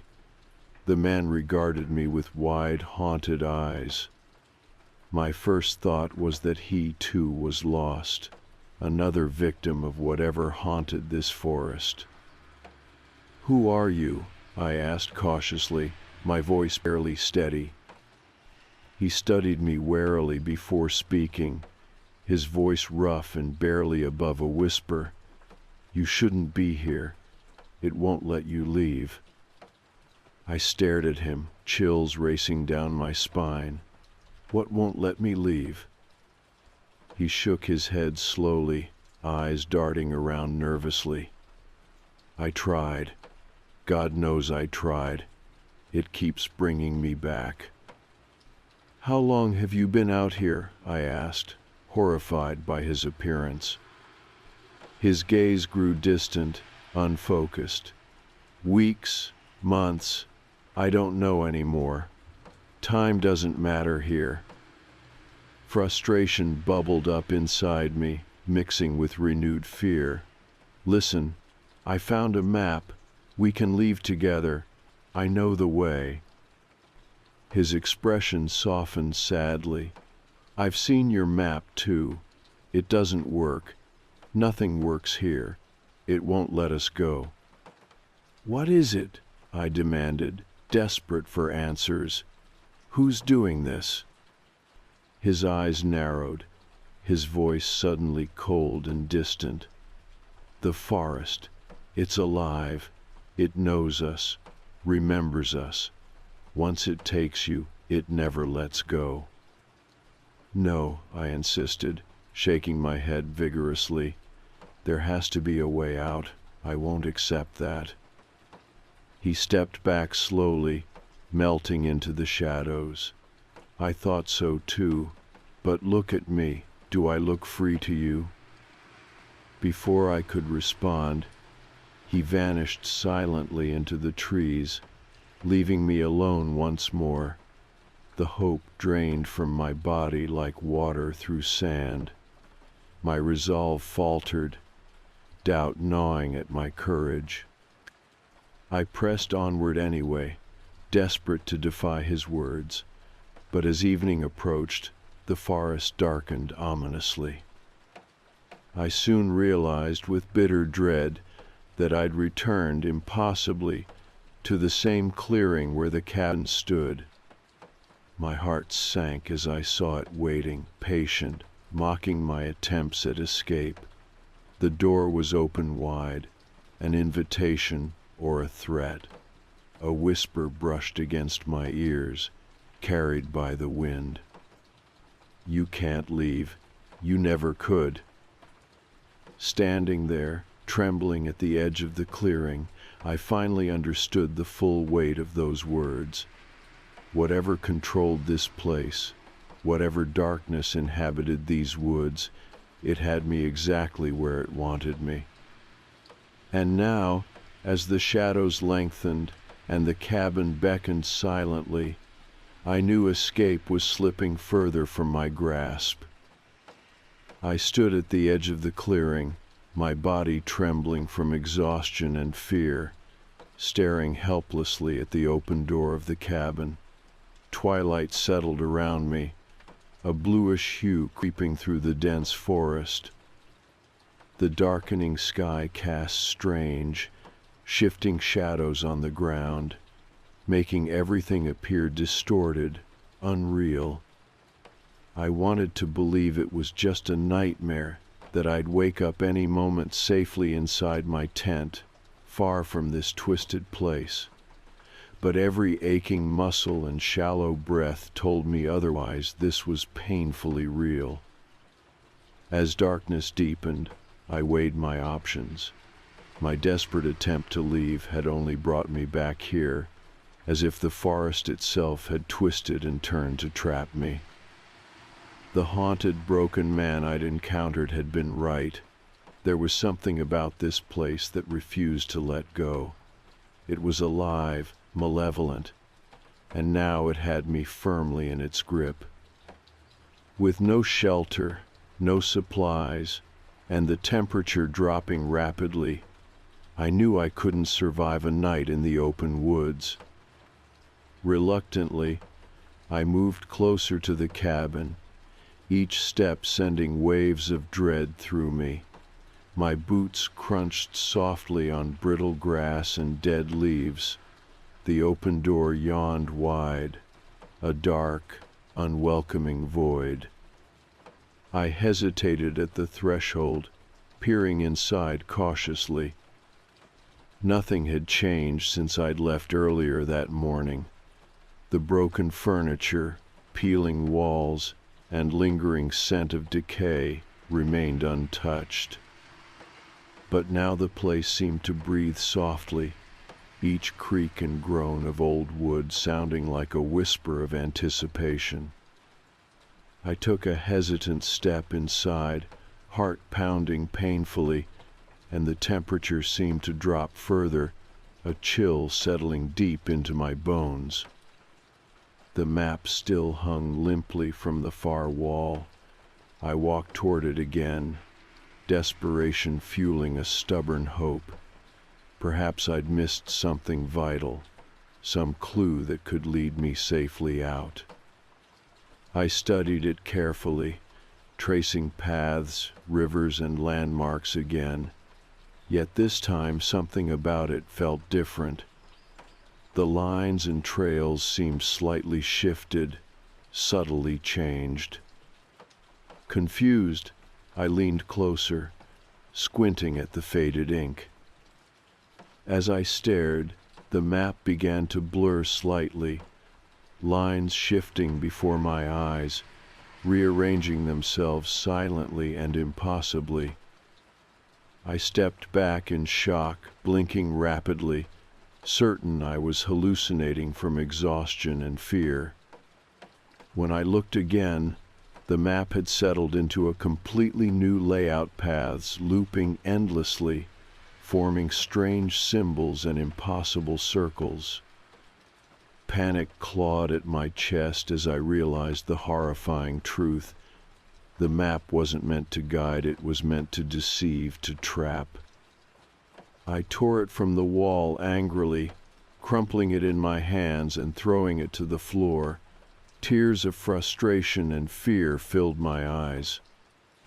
The cabin seemed to laugh quietly around me, creaking with satisfaction at my helplessness. Suddenly, from just beyond the doorway, came a faint rustling noise. My entire body went rigid with fear. Had the man I'd encountered earlier returned? Was someone else here now, another lost soul drawn to this cursed place? "Hello?" I called cautiously, my voice thin and wavering. Silence answered me. I strained to listen, pulse hammering in my ears. Again the rustling came, louder this time, followed by the soft crunching of footsteps outside. Instinctively, I backed deeper into the shadows of the cabin, holding my breath, eyes locked on the doorway.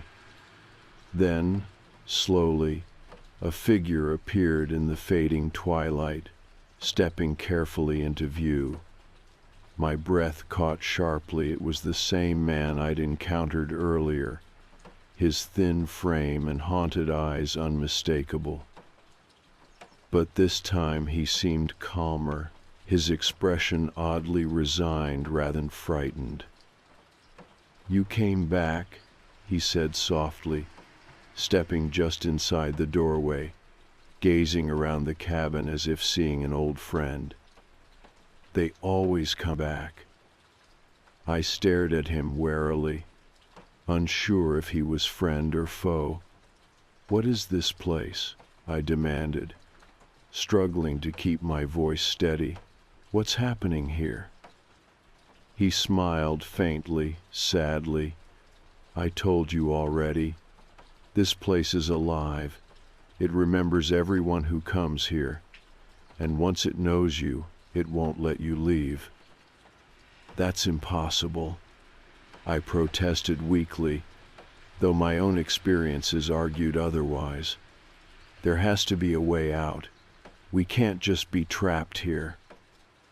The man shook his head slowly, stepping further into the room. His gaze moved thoughtfully over the decayed furniture, finally settling on the crumpled map I discarded. "I tried everything, running, fighting, even burning this place down. But every time it brought me back. It wants us here, trapped." Desperation tightened my throat. "Why us? Why me?"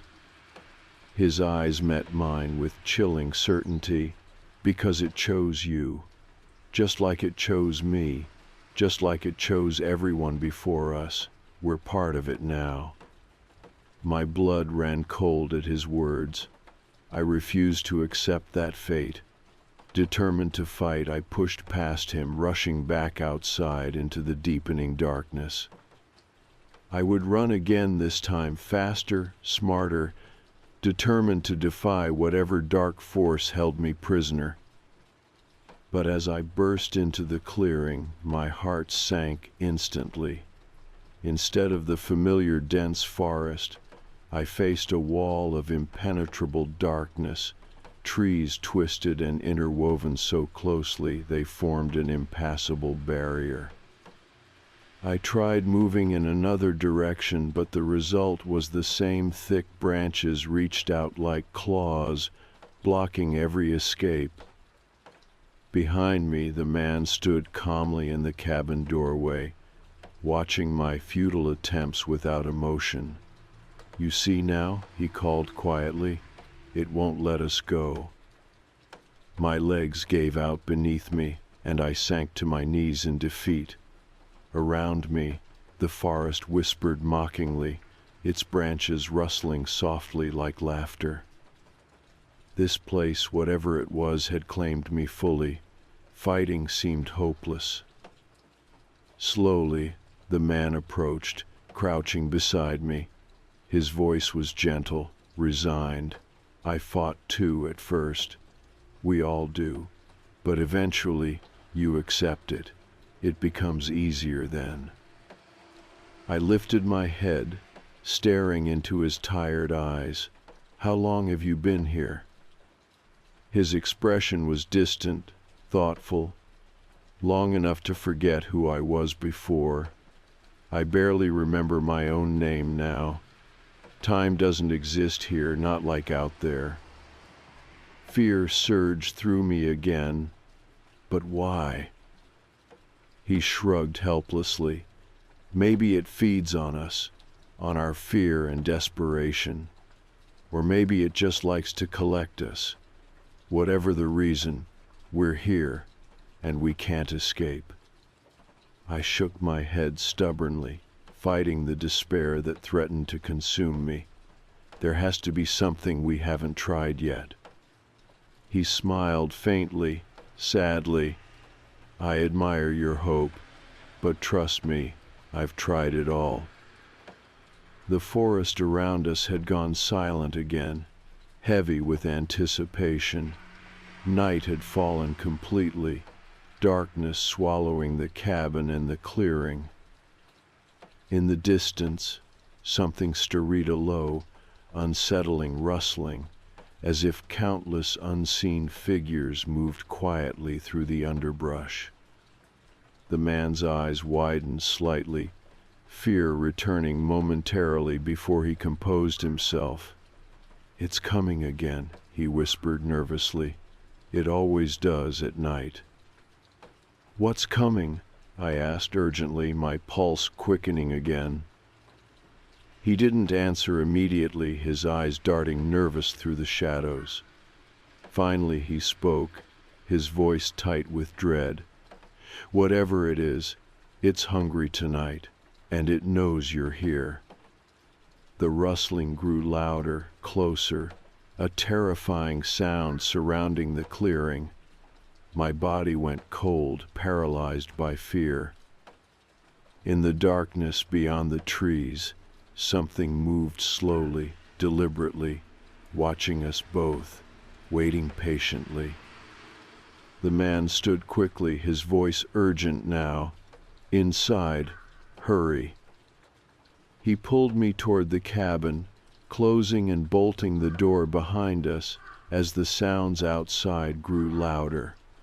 The cabin trembled slightly, as if the forest itself reached out to grasp us. Huddled together in darkness, I finally understood the awful truth: this place would never let me go. And whatever lurked outside, stalking the shadows, was only part of the nightmare. The forest had claimed me, just as it had claimed countless others.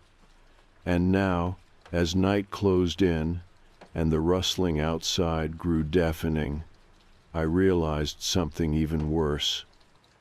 This nightmare was only beginning. The cabin shook as if battered by an angry storm. My heart slammed against my ribs, each thud echoing the fear now coursing through every nerve. Beside me, the man, my only companion in this nightmare, stood rigidly still, his eyes fixed blankly on the barred door, his breath shallow and rapid. "What is it?" I whispered desperately, my voice barely audible over the relentless scraping and clawing noises outside. He swallowed hard, his face drained of all color. "It's them, the others, the ones who were here before us." "Others?" I repeated, my voice tight with dread. "You said there were others. What happened to them?" He glanced at me with an expression of profound sorrow. "They became part of the forest. It took them, one by one. Now they're coming for us." The sound intensified, wood creaking and splintering under the force outside. Shadows shifted through gaps in the boarded windows, vague shapes pressing close, whispering and scratching at the rotted planks. Each whisper sent cold shivers cascading down my spine, fear freezing me in place. But beneath that fear, something else stirred, a stubborn, fierce will to survive. I refused to accept this fate. If this forest was alive, if it fed on our fear, then fighting back meant taking control over that terror. I turned to the man, grasping his shoulder firmly. "We can't just wait here," I said urgently. "We have to try something." He shook his head weakly, his voice barely a whisper. "There's nowhere to go." "Then we fight," I insisted, surprising even myself with the determination in my voice. "We confront whatever is out there. It wants us afraid, trapped, weak. We have to stop giving it that." He stared at me blankly, lost in hopelessness, until finally a spark returned to his eyes, faint but undeniable. Slowly he nodded. "What do we do?" I looked around quickly, scanning the cabin. In the far corner, beside the old bed frame, I saw the fireplace poker I'd used earlier, still lying forgotten on the dusty floor. Picking it up, I handed it to him. "Take this," I said firmly. "No matter what happens, stay close." He nodded, gripping the poker tightly. Together, we approached the door cautiously, hearts pounding, ready to confront whatever waited beyond. The scratching outside ceased abruptly as we stood facing the door. Silence pressed in heavily, unnatural and suffocating. I took a deep breath, steeling myself. Then, before fear could take hold again, I flung open the door. Darkness surged inward, but there was nothing there. No monsters, no shadowy figures, no twisted forms lurking. Only a quiet, empty clearing illuminated faintly by moonlight. Confusion twisted my thoughts as I stepped outside cautiously, glancing back at my companion, whose eyes were wide with disbelief.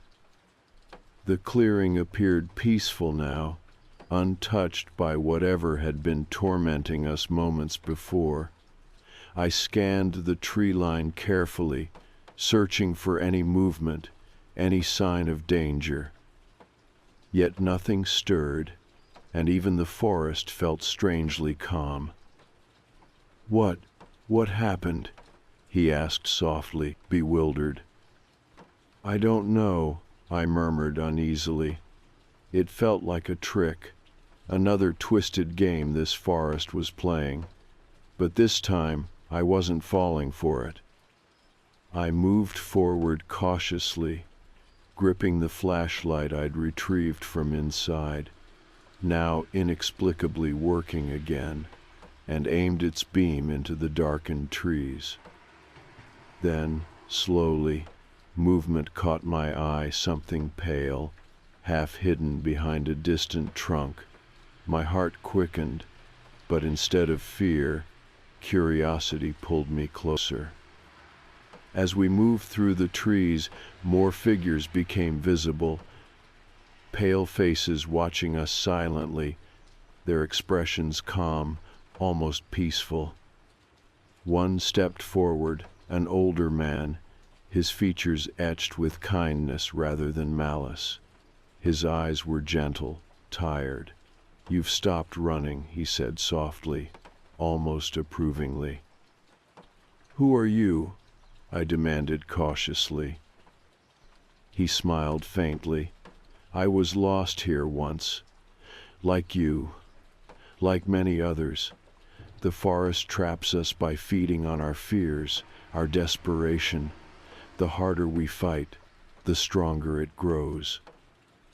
"How do we get out?" I asked urgently. "There must be a way." He nodded slowly, his gaze sad yet gentle. "You already found it. You stopped being afraid. You chose to face the forest instead of running. Fear is how it keeps us here. It's the only power it has." Around us, the others nodded quietly, their faces serene. "We stopped fearing it too late," he continued sadly. "By then we'd forgotten who we were." "But you haven't lost yourself yet." His words resonated deeply. The constant fear, the panic, had bound me tighter than any cage. But now, standing calmly in the forest, confronting rather than fleeing, I felt strangely empowered. The old man reached out, placing a reassuring hand on my shoulder. "Walk straight and don't look back. Trust yourself. The forest has no power if you don't give it fear." "What about you?" I asked gently. His expression softened, a quiet acceptance settling over him. "We're part of it now, but perhaps your escape means others might find theirs someday." Grateful tears blurred my vision as I turned to the man who'd shared my terror and struggle. "Come with me," I urged gently. "We can leave together." But he shook his head, smiling sadly. "I lost myself a long time ago. I don't even remember who I was before this place. Go. You're stronger than I ever was." Reluctantly, I nodded, stepping away from the gathered figures and facing the forest. It no longer felt menacing, just a wilderness waiting quietly for me to reclaim my path. Taking a deep breath, I began walking forward, each step filling me with growing confidence and strength. Minutes passed into hours, the forest silent around me, no whispers, no rustling threats. The trees gradually became familiar, landmarks returning, guiding me gently but surely back to the path I'd first taken when this nightmare began. Eventually, I recognized my original trail, clearly visible in the breaking dawn. As morning sunlight warmed my face, I stumbled onto the familiar campsite where my tent and gear awaited me, untouched and undisturbed. Relief flooded over me, exhaustion finally overtaking the adrenaline that had sustained me through the night. Collapsing near my tent, I gazed around in disbelief. Had it all been real? The figures, the cabin, the voice that lured me deep into darkness, they felt distant now, dreamlike, yet the vivid memories and aching muscles confirmed every terrifying moment. I packed my belongings quickly, eager to leave, Each step away from the forest felt lighter, freer, as if invisible chains had finally fallen away. As I reached my car, parked exactly as I'd left it, I glanced one final time into the dense woods behind me. Somewhere deep within, I knew the cabin still waited, along with those lost souls trapped by their fears. But now I understood something crucial. Fear was a prison stronger than any walls. By facing it head-on, I'd found my escape, a strength within myself I never knew existed. As I drove away, watching the trees recede into the distance, the lingering dread finally vanished. Whatever force haunted that place thrived only on fear and despair, and I'd chosen to leave mine behind. My nightmare was over, but the lesson remained, etched deep into my heart. Fear loses its power once confronted, and freedom begins the moment you refuse to run.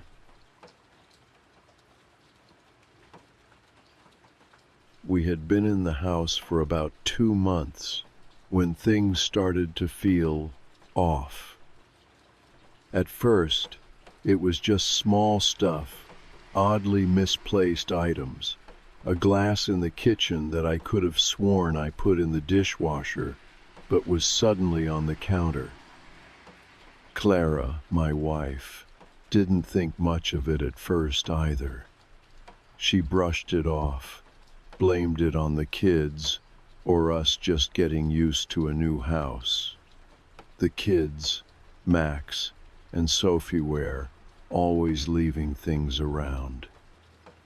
It made sense. But after a while, things kept happening. One morning I noticed that the bread in the pantry was almost gone, half a loaf missing, and I distinctly remembered there being a full loaf the night before. That wasn't the kids. They were too small to reach the top shelf where we kept the food.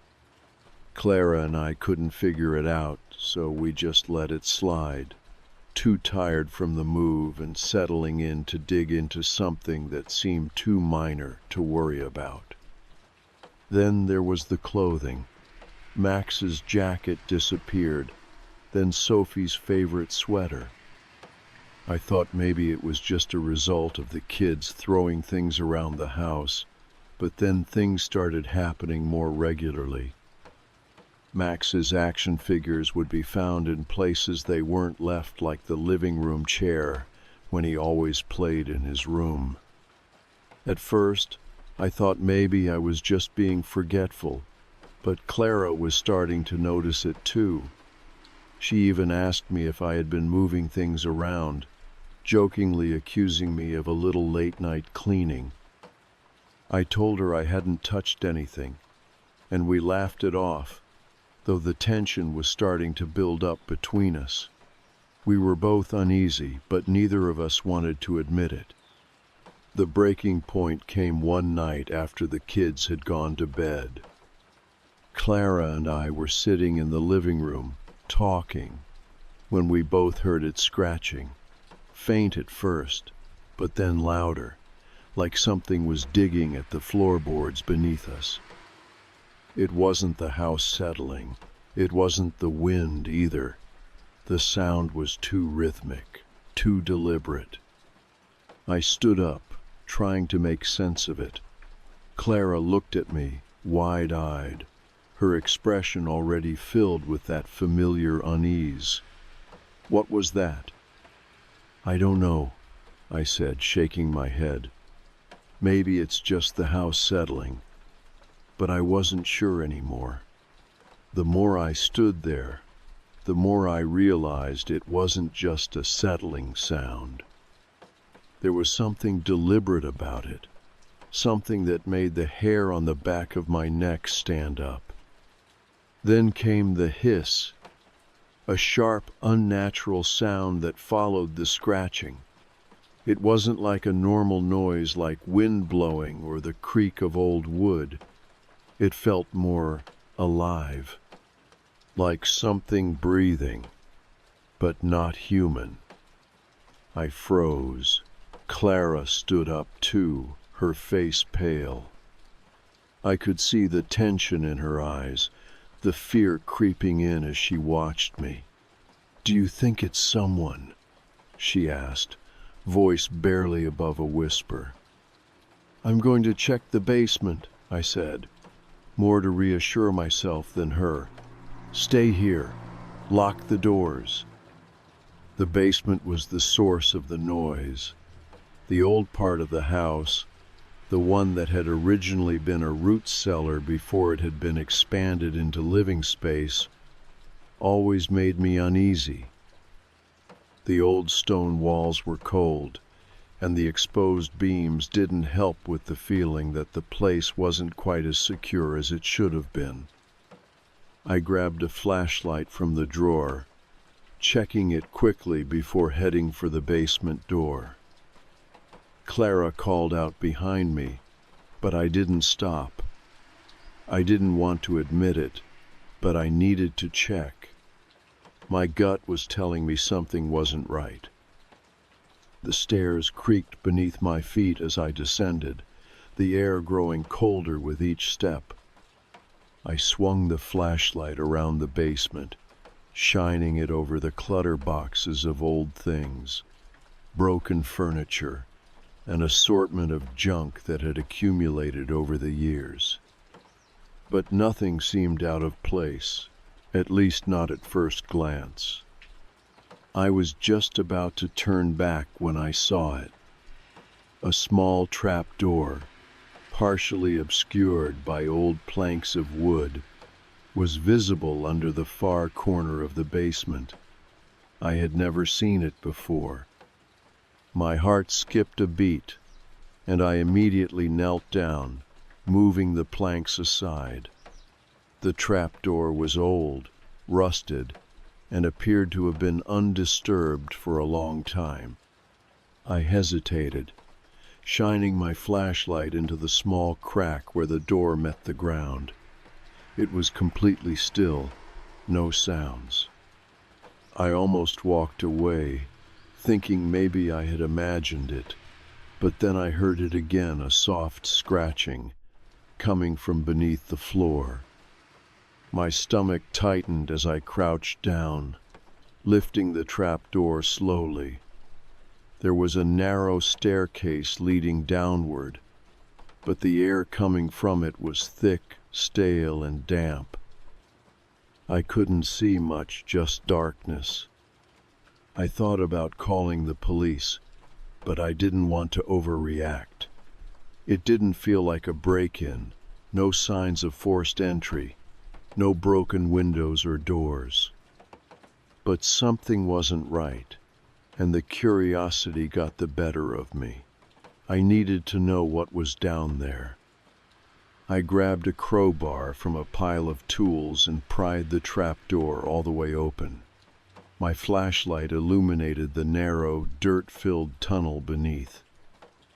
It was about 4 feet wide, with rough stone walls on either side, and the air was thick with the smell of mildew.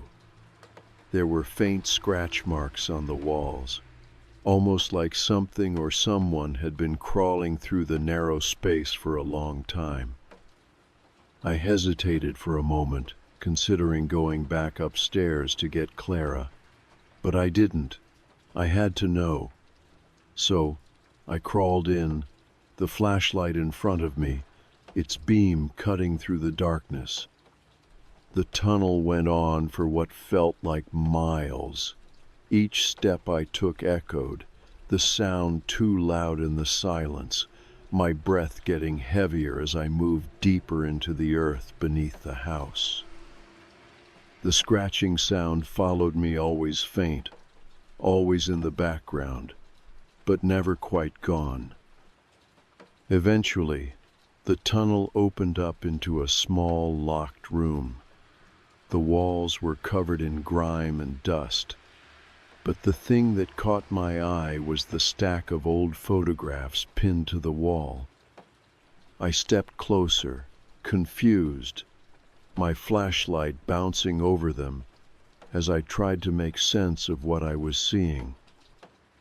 They were pictures of my family, Clara, Max, Sophie.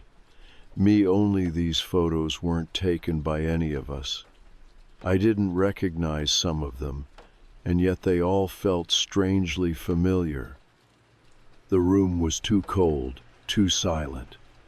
The hairs on my neck stood up as I realized the horrifying truth: someone had been in our house, living beneath it, watching us, moving through the tunnels. I stumbled back, my head spinning. The photos, the marks on the walls, it was all becoming clear. Someone had been here long before we moved in. Someone had been living under us. The horror wasn't just the house, it was who had been watching us from below. I ran out of the room, scrambling back through the tunnel, my mind racing with questions that I couldn't answer. As I emerged from the trap door and back into the basement, I had no idea what to do next. Who had been down there? How long had they been watching us? And why had they chosen us? I knew I couldn't ignore this, not anymore. The noise that had first drawn me into the basement had stopped when I emerged, but the silence felt just as suffocating. I stood in the middle of the basement, staring at the trap door and the passage I had just crawled through. My mind was spinning. It didn't make sense. The room under the house, the photos, the marks on the walls, all of it told me something I wasn't ready to believe. Someone had been living down there, in the dark, in the earth beneath my feet, watching my family without our knowledge. The thought alone made my skin crawl, and the unease that had been building since we moved in now felt like something much worse. I was shaking as I stood there, caught between disbelief and fear. My mind kept racing over the images, the photos of my family in that underground room, faces I didn't recognize but somehow knew. How long had someone been here, watching us without us ever knowing? The question hung in the air, and the weight of it made my legs weak. I had to tell Clara, but how could I explain any of it? She would think I was losing it, or worse, that I was imagining things. But deep down, I knew that whatever had been happening, whatever had been watching us, was real. I grabbed my phone, my hand still trembling as I dialed Clara's number. The ringing tone echoed through the house, but it felt distant, like I was calling from another world. After what felt like an eternity, Clara answered, her voice calm but tired. "Dan, what's going on? Are you all right?" "I'm not okay," I said, my voice barely more than a whisper. "Clara, you need to listen to me. Something's wrong with this house. Someone's been living under it. There are tunnels under the floor, and they've been watching us." Clara was silent for a moment, and I could hear the hesitation in her voice when she finally spoke. "What do you mean? Watching us? Dan, you're scaring me." "I'm not making this up," I said, my voice rising now with desperation. "I found a room down there under the house. There were photos of us, photos we never took, Clara. Someone has been living down there, hiding, watching us. I don't know how long it's been going on, but it's real. We're not alone." There was another long pause before Clara finally spoke again, her voice shakier now. "Are you sure? Are you sure it's not just a prank? Some kind of joke? I'm sure, I said, feeling the cold weight of the truth pressing down on me. Clara, I'm not imagining things. I don't know how to explain it, but it's real. I need you to come down here. We need to figure out what's going on. Okay, Clara said softly. I'll be there soon. Just stay there. I'm coming. I hung up the phone, the weight of her words hanging in the air. But I couldn't just wait. I couldn't just stand there in the basement, waiting for Clara to show up. Something was wrong, and I needed answers. I needed to understand what had been happening in this house, what had been lurking beneath us all this time. I stepped out of the basement and into the kitchen, my eyes scanning the empty rooms. Everything looked normal, but that feeling, the one I couldn't shake, the one that had settled into my gut, was still there. The house was too quiet now, too still. It was as if the walls were waiting for something, as if it knew we were starting to uncover its secrets. I grabbed my jacket and pulled it on as I made my way toward the front door. I had to get out. I needed to breathe, to think, to clear my head. But as I reached for the door handle, I heard something from the back of the house. A soft, scraping sound. My heart skipped a beat. I froze in place, my hand still on the doorknob. The sound was coming from the living room, faint at first, but growing louder, more deliberate. The same scratching I had heard in the basement earlier. I turned slowly, my breath shallow, my mind racing as I strained to listen. The noise was unmistakable now. It was coming from the walls. I moved quietly toward the living room, my feet heavy with every step. The room was dim, the only light coming from the windows, but everything seemed perfectly still.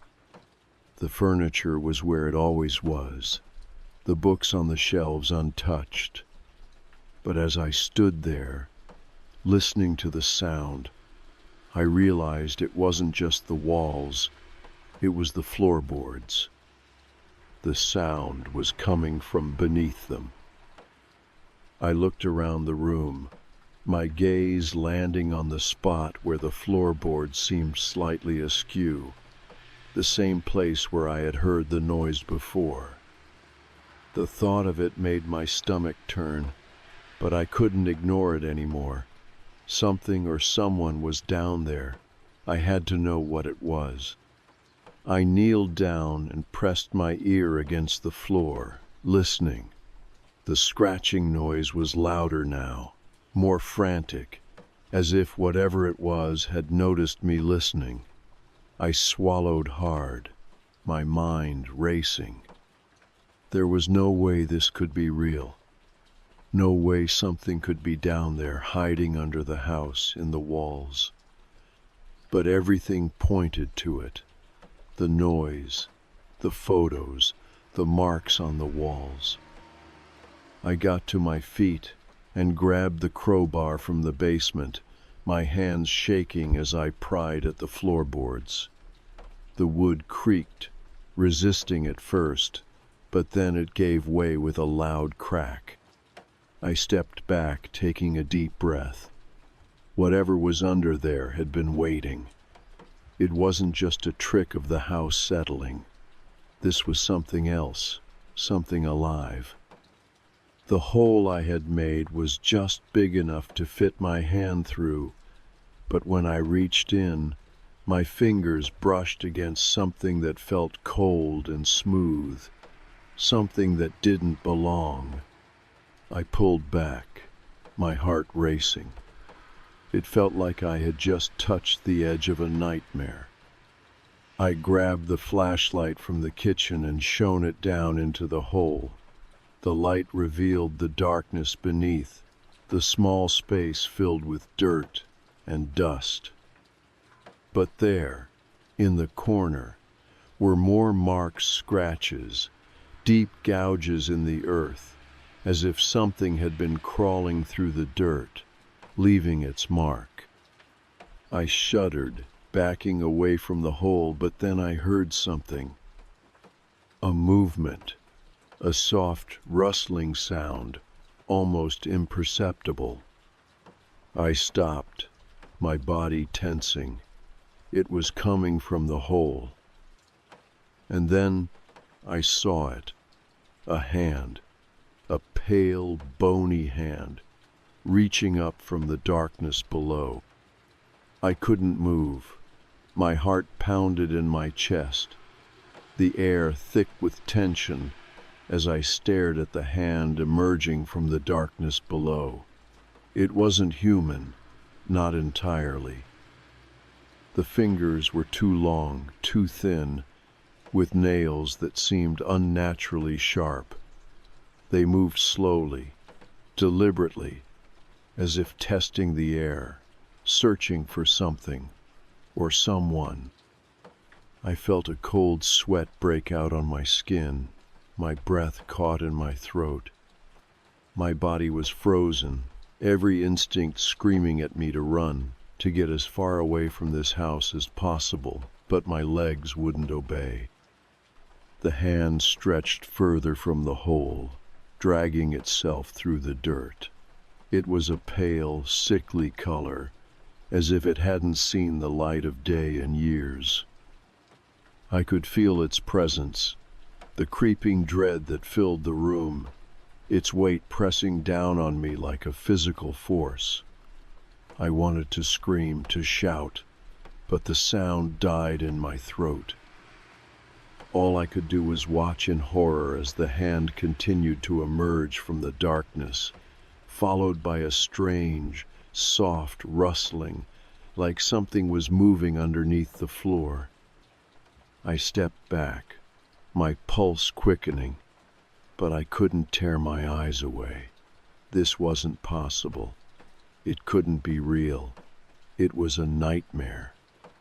But the longer I stood there, the more it felt like the nightmare was becoming my reality. I heard a low, hissing sound, the same one I had heard in the basement earlier, that had made my skin crawl. The sound seemed to come from the hole, like the thing, whatever it was breathing through the floor, moving closer, getting ready to pull itself free. Without thinking, I backed away even further, my hands reaching for the phone in my pocket. I needed to call the police. I needed help. This wasn't just some strange, unsettling house. This was something else. This was real, and it was coming for me. But as I fumbled with the phone, I realized something terrifying. There was no signal. The room felt smaller, the walls pressing in on me as panic surged through my chest. I was completely alone. I wasn't sure who or what had been living in the house, but I knew one thing: whoever or whatever it was, it had been waiting for me, waiting for us. I could hear it now, the sound of something moving in the walls, shifting, scraping. It was closing in, getting closer. My mind raced as I scrambled to think of a way out. But the more I looked around, the more it felt like the house itself had become a trap. There were no easy exits. The windows were shut, the doors locked, and I couldn't risk going outside. Who knew if that thing was already out there, waiting for me? I needed to think. I had to find a way to stop this, to protect my family. My hand reached for the crowbar again, the metal cold in my grip, and I turned back toward the hole in the floor. I wasn't sure what I was doing, but I couldn't stand there and wait for whatever that thing was to come out. I couldn't let it reach Clara and the kids. I had to act. I had no choice. The hand was halfway out of the hole now. It was pulling itself upward with unnatural speed, dragging its body behind it, a long, twisted figure emerging from the darkness. The scratching was louder now, like something scraping against stone, and I could hear breathing raspy, labored, like something struggling to take air. I raised the crowbar, my hands trembling, and I swung it toward the hole. But before it could make contact, a terrible screech echoed through the room, a sound that made my blood run cold. It wasn't human. It wasn't anything I could even begin to describe. The hand recoiled, pulling itself back into the hole with alarming speed, and the screeching stopped as suddenly as it had begun. My breath came in short, shallow bursts as I stood there, the crowbar still raised, unsure of what had just happened. For a moment, there was only silence, the kind of silence that felt suffocating, like the world was holding its breath. I didn't know what to do. I didn't know if I should try to force my way through the floor or run upstairs to grab Clara and the kids. But the fear gnawing at me told me that the more I stayed here, the more I waited, the worse it would get. I needed to get out. I had to get out. Just as I was about to turn toward the stairs, I heard a voice, a whisper, faint but unmistakable. It came from below, from the hole, and it sent chills down my spine. It's too late. I stopped dead in my tracks. The words were barely audible, but they were clear enough. A chill ran through me as the voice continued, almost mocking. You should have left when you had the chance. My heart pounded in my chest as I slowly turned back toward the hole, the flashlight flickering in my hand. The air grew colder, thicker, and I felt an overwhelming sense of dread washing over me. I wasn't alone, and whatever was in that hole, whatever had been waiting for me, it wasn't finished yet. I backed away from the hole, my mind reeling. I needed to think. I needed to get out, to call the authorities, to get help, but I couldn't leave. Not while Clara and the kids were still upstairs. And there was something else. I couldn't shake the feeling that I was being watched. Not just by the thing in the hole, but by something else. Something in the house. The walls, the floors, the very air felt alive, as if the house itself was watching me, waiting for the right moment to strike. I turned toward the stairs, feeling a knot tighten in my stomach.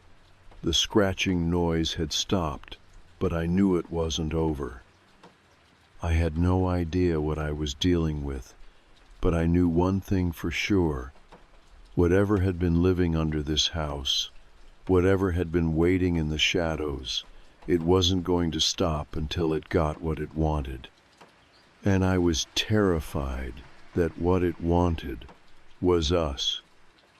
I climbed the stairs quickly, the tension in my limbs making each step feel like it could be my last.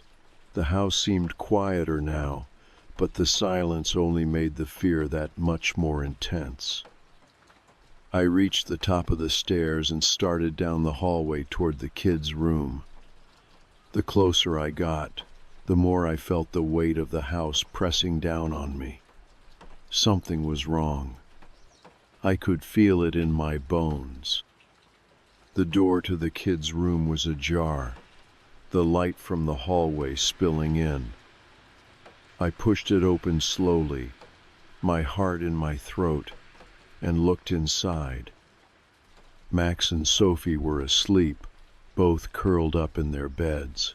They looked peaceful, unaware of the horror unfolding beneath their feet. But I couldn't shake the feeling that something was watching them too. I moved toward the door, and just as I reached for the handle, I heard it. A soft sound, a whisper, again. "You should have left." The whisper echoed in my head long after I heard it, its words repeating like a mantra that wouldn't leave me alone. You should have left. I felt the air grow heavier, thicker, as if the house itself was pressing in, waiting for me to react. I stood frozen in the doorway of the kids' room, watching them sleep, watching the soft rise and fall of their chests. For a moment, I considered just picking them up, grabbing Clara and running, leaving everything behind. But where could we go? How far would we get before the thing beneath the house caught up with us? I closed the door quietly, trying not to wake them, and then I turned, facing the hallway. The silence in the house was suffocating, pressing down on me. It felt wrong, unnatural. I couldn't shake the feeling that I was being watched from every corner, that the house was watching me, waiting for me to make a mistake. The whispers had stopped, but that didn't mean I was safe. If anything, it only meant that whatever was lurking in the darkness was patient. It would wait, but I couldn't. I had to act. I had no idea how long Clara would be, and every second felt like a wasted one. I headed downstairs, my footsteps careful but urgent, as I thought about my next move. My mind was running in circles. I needed to confront whatever was beneath us. I needed to understand why this was happening, but I didn't have a plan. I didn't know what I was supposed to do. I hadn't even been able to make sense of the photos, the marks in the tunnel, the horrible truth that someone or something had been living underneath our house. Why hadn't we noticed? How had we not seen the signs? I reached the kitchen and then paused, taking in the quiet. It was too quiet. The house felt dead now, the kind of stillness that only comes when something's waiting for you to slip up. My breath caught as I realized I hadn't checked the windows yet. I hadn't looked outside to see if there was anyone there. What if someone was watching from outside? What if they had been waiting for me to make a mistake, to open the door, to reveal just how vulnerable we were? I walked over to the window and peered through the blinds. The street outside was dark, the faint glow of a street lamp casting long shadows across the front yard. I couldn't see anyone. But then again, maybe that was the point. Whoever or whatever had been watching us didn't need to be in plain sight. They could be hiding in the dark, waiting for me to get too close. I shook my head, pushing the thoughts away. I couldn't focus on the outside right now. I needed to focus on what was inside. The basement, the tunnel, the things I'd seen down there. I wasn't sure what I was expecting, but I had to go back. I had to find out what was going on, what was happening beneath the house, before it was too late. I grabbed the crowbar again, my fingers tight around the handle. The basement door seemed to loom ahead of me, as if it had taken on a life of its own. It felt like I was standing at the edge of a cliff, unsure of what awaited me on the other side. My heart was beating faster, each pulse a reminder that I was in way over my head, but I couldn't turn back now. The things in the tunnel, whatever they were, had been watching us for too long. I had to face it.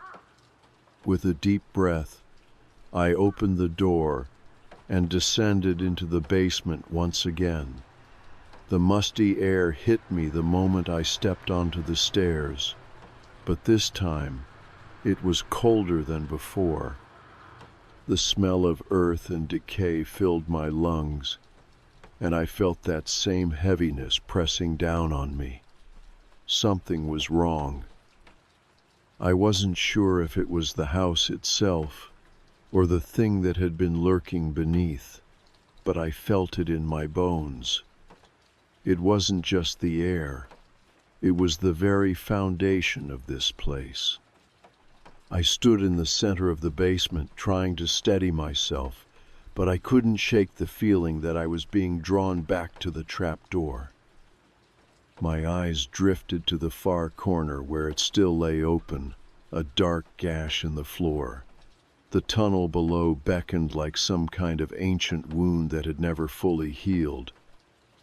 I moved toward it slowly, the crowbar in my hand feeling heavier with each step. The tunnel looked even more foreboding than before. The darkness below seemed to pulse, as if there was something alive down there waiting for me. I hesitated, wondering if I should go back up, wait for Clara to get home. But I couldn't. I had to know. I had to finish this, even if it meant going deeper into the nightmare. I crouched down, my hand shaking as I grabbed the edge of the trapdoor and pried it open wider. The tunnel stretched out before me, the walls damp and uneven, the dirt floor rough and uneven beneath my feet.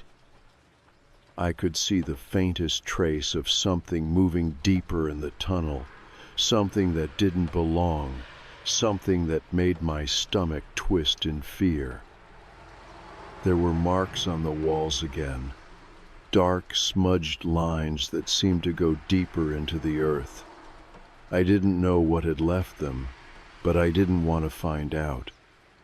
The thought of crawling back into that dark space, following the trail, made my skin crawl, but I knew I had no choice. If I didn't go in, if I didn't find out what had been hiding in the walls, there was no telling what would happen next. Taking a deep breath, I stepped into the tunnel. The air was thick with the scent of mildew, and I had to fight the urge to cough as I crawled forward. The flashlight beam flickered and bounced off the walls, casting long, wavering shadows. My mind was racing as I moved deeper, my thoughts scattered. I couldn't stop thinking about the photos I had seen earlier, those pictures of my family, taken without our knowledge. How long had that thing been living down here? How long had it been watching us? I moved further into the tunnel, the walls narrowing as I crawled, my body scraping against the rough surface. I could feel my pulse quickening, the sound of my heartbeat thumping in my ears. The scratching sound from before started again, faint at first, but it grew louder as I pressed forward. I wasn't alone in this tunnel. I could hear it, someone, moving just ahead of me. Then the tunnel opened up, and I found myself in a small room, smaller than the one beneath the house, but it was enough. The room was cold, the air stale, and the walls were covered in more photos, more images of my family, some of them older, some newer, but all of them taken without our consent. They were pinned to the walls, scattered across the floor, and in the center of the room there was a small locked box. The box was old, covered in dust, but it was unmistakable it had been here for a long time. I approached it slowly, my hands trembling as I knelt down in front of it. I wasn't sure what I was expecting to find, but part of me feared that opening it would bring everything I had feared into the light. I took a deep breath, steeling myself. My hands shook as I reached for the lock. The lock on the small box was rusted and old, but it gave way easily enough as I twisted the metal. A soft click resonated through the silence of the room. My heart pounded in my chest, a frantic rhythm that echoed in my ears. I didn't know what I was expecting, but I knew whatever it wasn't going to be good. The fear that had been gnawing at me since I first stepped into this house now gripped me in full force, tightening its hold with each passing second. I lifted the lid of the box slowly, the creak of the hinges louder than I'd anticipated. Inside, there was a small stack of papers, old, yellowed, and fragile. I hesitated for a moment, my fingers trembling as I reached for them. These weren't ordinary papers, they felt significant. Each one was covered with strange markings, symbols I didn't recognize. My mind spun, trying to make sense of them, but nothing came to me. I couldn't decipher any of it. The first sheet I picked up had a photograph clipped to it, an old black and white image of a house that looked remarkably similar to the one I was standing in. The house in the photo was surrounded by trees, much like the one outside, but there was something off about it. It seemed distant, like it was trapped in time. I felt an unsettling jolt in my gut, and I dropped the photo, backing away from it like it might burn me. I turned the page, my hands moving instinctively, desperate to uncover whatever lay hidden within these papers. Each one was filled with more strange symbols, more photographs of what seemed like the same house, but through different periods, and scattered among them were more images of families. My family. The photos weren't taken by us, but the faces were undeniably ours. My wife, my kids, me. There were even pictures of us from times I didn't remember, at places I didn't recognize, all laid out in meticulous order. A wave of nausea hit me. I couldn't breathe, couldn't think. I staggered back, almost tripping over the pile of dust and debris that cluttered the floor of the room. I had to stop. This was too much. My mind couldn't process it. These weren't just photos. They were memories I never had, moments I hadn't lived. The more I looked at them, the more I realized that something had been watching us for much longer than I realized. Someone had been documenting our lives, every step we took, every move we made. The air in the room seemed to grow colder as I turned the final page, my eyes locked on the words scrawled at the bottom. The handwriting was messy, frantic, almost illegible, but I could make out a few phrases. They can't leave. It's been waiting. The walls are listening. My pulse raced. It felt like the walls were closing in around me. A strange, overwhelming feeling of dread pressed against my chest, suffocating me. I dropped the papers, scattering them across the cold floor as I scrambled to my feet, my body shaking with the realization that whatever was happening, whatever had been living under our house, had been there for far longer than I could have imagined. It wasn't just a physical presence. It was something deeper, something connected to the very fabric of this place. I couldn't stay here. I couldn't. My family needed to leave.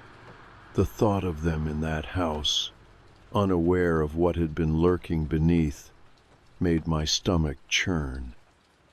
But then, another thought crossed my mind, something darker, something that made my heart skip a beat. What if they already knew? I had to find Clara. I had to make sure she and the kids were okay. I stumbled backward, my legs shaking as I turned toward the tunnel's entrance. The darkness beyond felt like it was swallowing me, but I couldn't go back up yet, not until I understood what was happening. I reached for the flashlight, its beam flickering uncertainly in my hands, casting erratic shadows against the walls of the tunnel.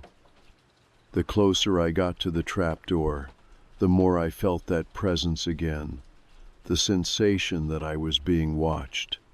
The hairs on the back of my neck stood on end. It was as if the house itself was breathing, watching, waiting for me to make a mistake. I grabbed the crowbar, still lying on the floor, and walked toward the stairs, my footsteps muffled in the silence. I didn't know what I was expecting when I reached the top of the basement stairs, but I didn't get the chance to think about it. The moment I reached the top, I heard a noise, a sound that made my heart stop. The door upstairs creaked. I froze, every muscle in my body tensed. It was too quiet, too still. I slowly turned, my breath shallow as I listened, trying to make sense of the sound. The noise came again, faint. A subtle creak, like the door to the kids' room opening. I felt an icy grip settle in the pit of my stomach. I knew Clara hadn't come down. I knew it wasn't her. I moved cautiously toward the stairs that led up to the living room, the creak of the floorboards beneath my feet deafening in the quiet. The house felt alive with the weight of its secrets, its history of watching. Every step I took felt like I was being pulled deeper into something I couldn't escape, something that had been waiting for this moment. I reached the landing at the top of the stairs, and as I peered into the living room, the light flickered. The small lamp near the sofa blinked once, twice, before going out entirely. I stood motionless, the silence around me thick and suffocating. The house seemed to hold its breath. Then I heard it. A soft whisper, so faint, so distant, but unmistakable. "You should have left."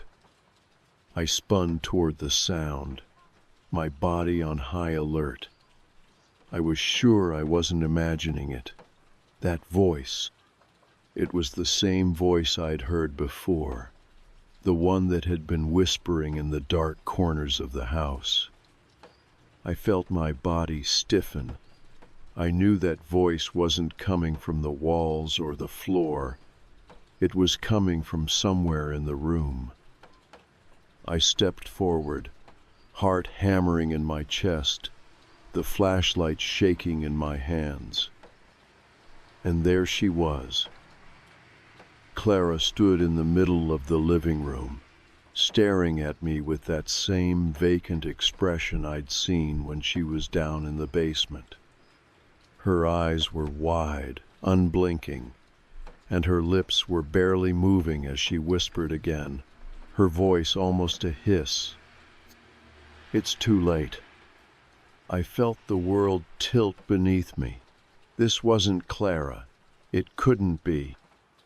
But there she was, standing in front of me, and something inside me knew with a terrible certainty that whatever had taken her had taken everything from me.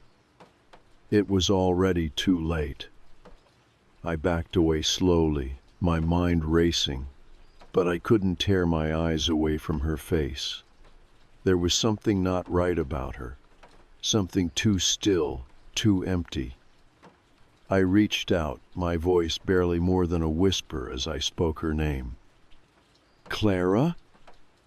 She didn't answer. And then the house made its move. I didn't know how much time had passed since I saw Clara standing in the middle of the room. It could have been seconds. It could have been minutes. The room was still, so still that it felt like the world outside had vanished entirely. I could hear my heart thumping in my ears, each beat echoing through the silence. My body was frozen, every nerve screaming at me to run, to get out, but my legs wouldn't move. Not yet. I had to figure this out. I couldn't explain it. The thing standing in front of me looked like Clara. She was Clara, in a way, but not the Clara I knew. Her eyes were wide, unblinking, but there was something empty in them, something that wasn't her. It was as though whatever was inside her had hollowed her out and was using her body as a vessel. Her lips parted slightly, the whispering continuing, but this time it wasn't directed at me. It was like she was speaking to herself, or to something in the room that I couldn't see. "It's too late. They won't leave. They never leave." I felt a cold shiver crawl down my spine. The words made no sense, but the weight of them hit me hard. They won't leave. The walls, the thing in the tunnels, the house itself. Was this part of whatever had been living under us? Part of whatever had been waiting for us? The fear that had been gnawing at my gut for days now seemed to solidify, pulling me into a suffocating grip. I couldn't stand there, staring at her, letting whatever this was consume her and us. I had to act. I couldn't waste time. I had to get her out of this, even if it meant dragging her back into reality. "Clara!" I shouted, my voice cracking with desperation. "This isn't you. You have to fight it. You have to wake up." But she didn't respond. She just stood there, her body still as stone, her eyes fixed on nothing, her lips curling into a slight, unsettling smile that made my stomach twist. I stumbled backward, my hands shaking, the flashlight now trembling in my grip. I didn't know what to do, how to reach her. I couldn't leave her like this, not after everything we'd been through. I remembered the papers, the strange symbols, the photos, and I realized that whatever had been living in the tunnels, watching us for all this time, it wasn't just a person. It wasn't just someone hiding in the walls. It was something older, something more powerful. I ran toward the kitchen, my mind racing, trying to find anything that might help. I needed to think. I needed to figure out what I had missed, what I hadn't seen. The kitchen was silent. The windows were shut, and the clock on the wall ticked loudly, each second marking time that I couldn't afford to waste. Then I saw it on the counter, the book, the old leather-bound journal I'd found earlier in the attic. I had meant to read it, but I had never gotten around to it. Maybe now it held the key to understanding all of this. I grabbed the journal and opened it, flipping through the pages frantically.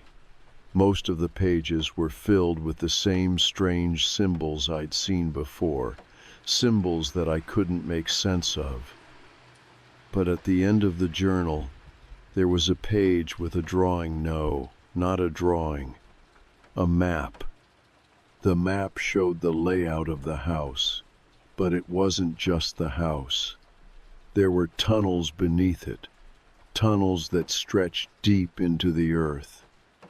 And then there was a symbol drawn at the center of the house, surrounding the foundations like some kind of circle. I traced the symbol with my finger, feeling the cold of the paper beneath my touch. It clicked. I knew what I had to do. I didn't understand why it had to happen this way, but everything in the house itself, the tunnels, the darkness that had been following us, it all came from here. The symbol, the place where the house stood. I ran back to the living room, clutching the journal to my chest, my heart racing. Clara was still standing there, unmoving, her empty gaze locked on the door. She wasn't aware of me, wasn't aware of anything. It was as if she was trapped in her own mind, a prisoner in her own body. "Clara!" I shouted again, louder this time, my voice echoing through the house. "You have to fight it. You have to come back to me." For a moment, there was nothing. Then, a flicker in her eyes, a brief flash of recognition. "Dan," she whispered, barely audible. I stepped closer, my heart hammering. "Clara, please. You can do this. Fight it. Fight whatever's in there with you." Her head tilted slightly to the side, and for a brief second, I thought I saw a flicker of the woman I had married, the woman I loved shining through the void. But it was fleeting, gone too quickly. Then she spoke again, and her voice was different. It wasn't the hollow, distant tone I had heard before. This time, it was filled with something else, something darker. "It's too late for you, Dan." The words hit me like a punch to the gut, but I didn't have time to dwell on them. I didn't have time to think about anything except the house, the symbol on the map, the trapdoors, the tunnels, and the thing that had been waiting all this time. I had no choice but to act. I threw the journal onto the floor and grabbed Clara by the shoulders, shaking her gently. "Listen to me," I said, trying to keep my voice steady. "I'm getting you out of here. We're leaving, Clara. We're going to leave this place, and it won't have you anymore." But Clara's face twisted, her lips curling into a cruel smile that made my blood run cold. "You can't leave." Before I could react, I heard a sound, a soft scraping, then a louder thud, like something heavy shifting behind the walls. I turned toward the hallway, my eyes widening as I realized what was happening. The walls were moving. The house was closing in on us. I didn't know what else to do. There was no time for anything else. I pulled Clara toward the front door, my body screaming with urgency. I had to get out. We had to leave before whatever had been waiting in the house took hold of us too. The door wouldn't budge. I slammed my shoulder against it, but it was stuck, sealed shut by something I couldn't see. Panic flooded through me. I didn't have time. I needed to get out. I needed to escape. Then I remembered the windows. I ran to the nearest one, yanked it open, and scrambled through. The cold air hit me like a slap in the face, but I didn't stop. I couldn't. I pulled Clara with me, though she resisted at first, but I dragged her outside, into the safety of the yard. And we ran. We didn't look back. We didn't need to. We never went back to that house. The police never found anything. No sign of the tunnels, no traces of the things we saw, no answers. The house was just empty. But I knew the truth. The house was never truly empty. It was still watching, still waiting. And I knew that one day it would call to someone else, but not us, not anymore.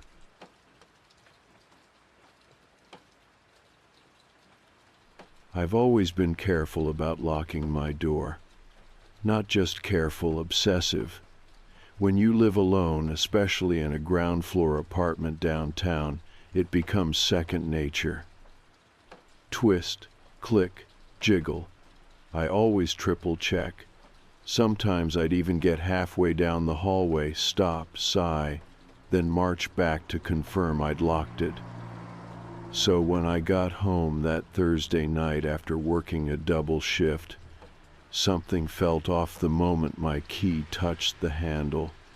There was no resistance, no gentle tug of the deadbolt. Just the silent glide of an unlocked door opening. I paused there, hand hovering, eyes narrowing into the darkness beyond the doorway. My first thought was simple. Had I forgotten to lock up this morning? No, I remembered clearly. I'd locked it. Twice, and I'd checked again before I left. I stepped inside slowly, flipping on the hallway light. My apartment greeted me exactly how I'd left it. The worn sofa, coffee cup still sitting on the counter from breakfast, and the small stack of mail tossed carelessly onto the kitchen table. Everything was untouched, still arranged in the lazy chaos of my daily life.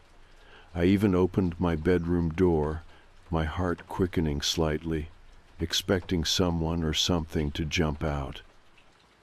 But the room was empty, silent, safe. Still, I couldn't shake the unease. An unlocked door felt like an invitation, but maybe I was being paranoid. After all, exhaustion can play tricks on you. So, I locked the door again, checked twice, and finally let myself unwind enough to sleep. The next day at work, I barely thought about it. The unlocked door faded into background noise, just another glitch in the routine of my overly busy life. But that night, as I approached my door again, the uneasy feeling surged back, stronger than before. The door was unlocked again. This time I felt my pulse jump, my mind racing back through my morning routine. Had I been careless 2 days in a row? That wasn't like me. I stepped inside cautiously, flipping on lights as I moved. At first glance, everything seemed normal again except for something small, something easy to miss if you weren't paying attention. My shoes, usually kicked haphazardly near the door, were lined up neatly against the wall. I never did that. Never. My shoes were always a mess, one on top of the other, scattered by the door in a permanent state of chaos. Someone had moved them. Someone had been here. A cold feeling spread through me. It wasn't panic, exactly, it was quieter, sharper. I quickly checked every room again, more urgently this time, opening closets and cupboards, peering behind shower curtains. Nothing, no one. But the certainty lingered. Someone had stood in my apartment, taken their time to carefully arrange my shoes, and then left, locking nothing behind them. I didn't bother changing before marching straight downstairs to bang on the building manager's door. After several insistent knocks, he opened up, his eyes tired and confused. "What's wrong?" "My apartment's been unlocked 2 nights in a row," I said, trying not to sound hysterical. "Someone's been inside. Things have been moved." He rubbed his eyes, sighing quietly. "You sure it wasn't you? Maybe you're just forgetting to lock it." "I'm positive," I said firmly. "I double-check every time. And someone moved my shoes around. Someone's definitely been in there." He glanced over my shoulder, as if the answer might appear in the hallway behind me. "Look, nobody's reported anything else like this. No break-ins, no strangers. It's a secure building." "It obviously isn't," I snapped, frustration rising. "I'll check the cameras tomorrow," he said finally, giving me a look that clearly suggested he thought I was overreacting. "But honestly, you probably just forgot to lock it. Happens to everyone sometimes." I didn't argue further, just turned and walked away. I spent another restless night behind a triple-checked deadbolt, waking at every creak of the floorboards, every whisper of wind against my window. The next few days were uneventful. I made a new routine quadruple checking locks, noting the exact positions of my shoes, coffee cups, even magazines on my table before I left for work. Nothing else moved, and soon the unlocked doors started to feel more like an odd coincidence than a genuine threat. Maybe the manager had been right. Maybe I'd just been tired and careless. But one evening, as I approached the apartment after an unusually long shift, a prickling unease began crawling up the back of my neck again. The hallway was silent, shadows pooling around each door. My steps slowed as I neared my own. Unlocked. A chill of dread slipped over me as the door swung inward again without resistance. I stood there for a long moment, heart thumping unevenly. This was no coincidence. No matter how exhausted I was, I wouldn't forget 3 times. Someone was doing this deliberately. Before I could step inside, something drew my attention to the window just a few feet from the doorway. It overlooked the alleyway beside the building, partially shielded by the shadows of streetlights. A flicker of movement caught my eye, a figure, shoulders hunched, hood up, standing completely still just outside. I stepped forward instinctively, squinting, trying to get a clearer view. My breath fogged slightly on the glass as I leaned closer, heart hammering now. The figure turned suddenly, as if sensing my gaze, and I caught a glimpse of their face, or rather, their shadowy outline. Just a man, hoodie pulled low, obscuring any meaningful detail. Before I could react, he pivoted away, hands shoved deep into his pockets, quickly slipping into the alley and disappearing into the darkness. I stood frozen by the window, watching him vanish. My apartment was empty again, but this time I knew better. I wasn't alone. The police came quickly, their presence filling my small apartment in minutes. They asked all the questions you'd expect. Was anything missing? Did I know anyone who might have a spare key? Could I describe the person I'd seen outside the window? No, nothing was missing. No, nobody had a spare key. And no, hadn't seen the man's face, just a hoodie and a shadowy outline before he disappeared. They searched the apartment anyway, flashlight beams slicing through my closets, cabinets, even the spaces under my bed, and behind the fridge. The officers didn't seem concerned after finding nothing suspicious, just quietly skeptical. "You sure it wasn't just someone passing through the alley?" one officer asked, writing a note on a pad without looking at me. "He was standing right outside my window," I said firmly, "just staring in." He nodded slowly, but the look he exchanged with his partner told me everything I needed to know. They thought I was seeing things, overreacting to shadows. But I knew what I'd seen. Someone had been watching me. Someone had been inside my apartment, walking quietly through my life while I wasn't there.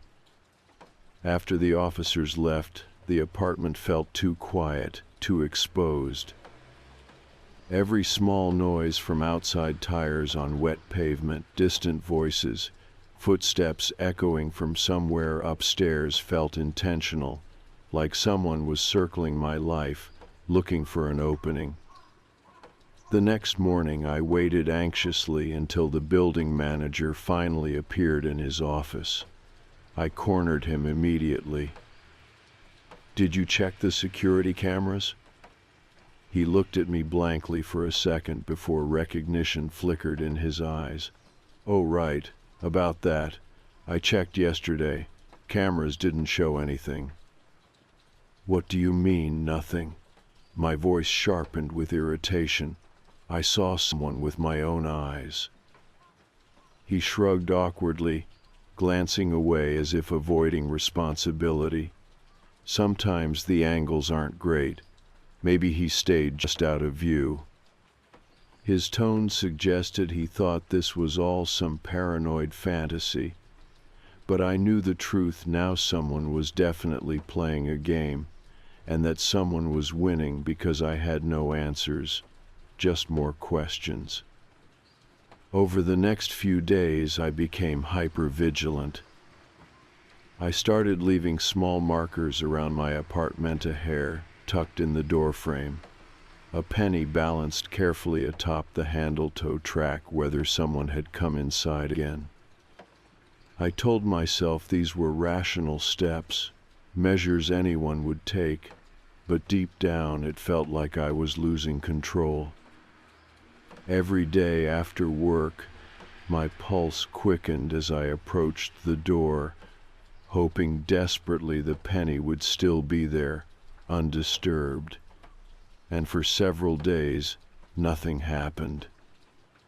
Everything stayed exactly as I'd left it, the hair in place, the coin untouched.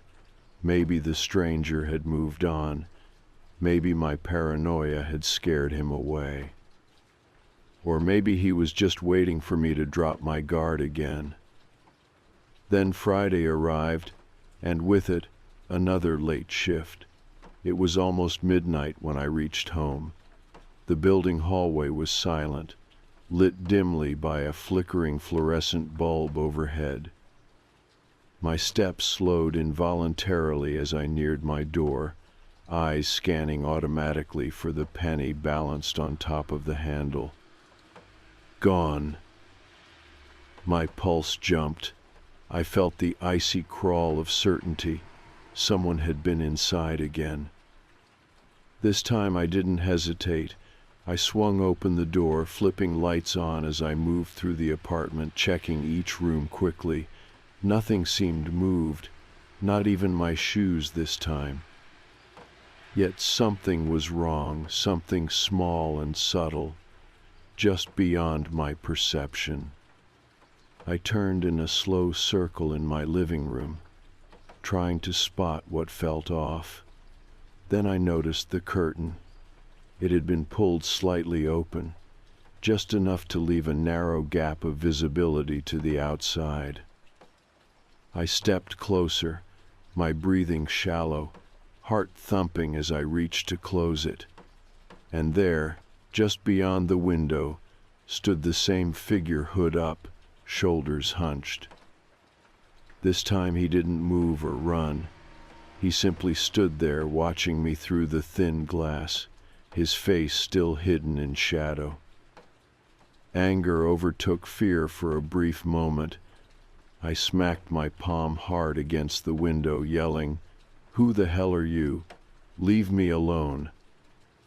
The man didn't flinch, didn't even twitch. He just stood motionless, watching. After a long, unbearable moment, he calmly turned and walked away, blending into the darkness again. I called the police once more. They arrived faster this time, but their presence felt almost pointless. They walked around, scribbled notes, and reassured me vaguely they'd keep an eye out. But I could sense their growing skepticism. They thought I was imagining it, overreacting. Paranoia wasn't a crime, but stalking was. The problem was, without proof or damage, they wouldn't do anything more. After they left again, I locked every window, double-checked the deadbolt, and dragged my small bookshelf in front of the door as an extra barrier. It was an illusion of safety, a flimsy reassurance, but better than nothing. Saturday passed in tense silence. I barely left my apartment. Every sound outside drew me toward the window, eyes scanning anxiously. But the figure didn't return that night. Sunday was equally silent, and soon the silence became oppressive. It felt more like waiting than peace, like a countdown toward something inevitable. On Monday morning, after another sleepless weekend, I approached the manager again, demanding to see the security footage myself. Reluctantly, he let me into the tiny office filled with flickering screens. I spent nearly an hour scrolling through footage from the hallway outside my door, the timestamp blurred past in grainy black and white. Nothing appeared out of the ordinary until suddenly it skipped, jumping ahead nearly 15 minutes. "Why'd it skip?" I asked sharply. He shrugged, defensive again. "Probably just a glitch. Happens sometimes." I stared at him, disbelief boiling beneath my skin. It wasn't a glitch, someone had tampered with it. That evening, I sat alone on my couch, door barricaded, trying to decide if I should leave, move away, start fresh. But running felt like admitting defeat, giving him exactly what he wanted.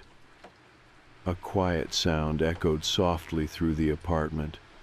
I froze, listening carefully, uncertain if I'd imagined it. Seconds passed. Silence settled back into the room, heavier than before. Then, from just outside my door, came another sound, soft, deliberate footsteps, stopping right at the threshold. Someone was standing there, inches from the locked door, silently waiting. And I knew exactly who it was. I stayed perfectly still, holding my breath, ears straining.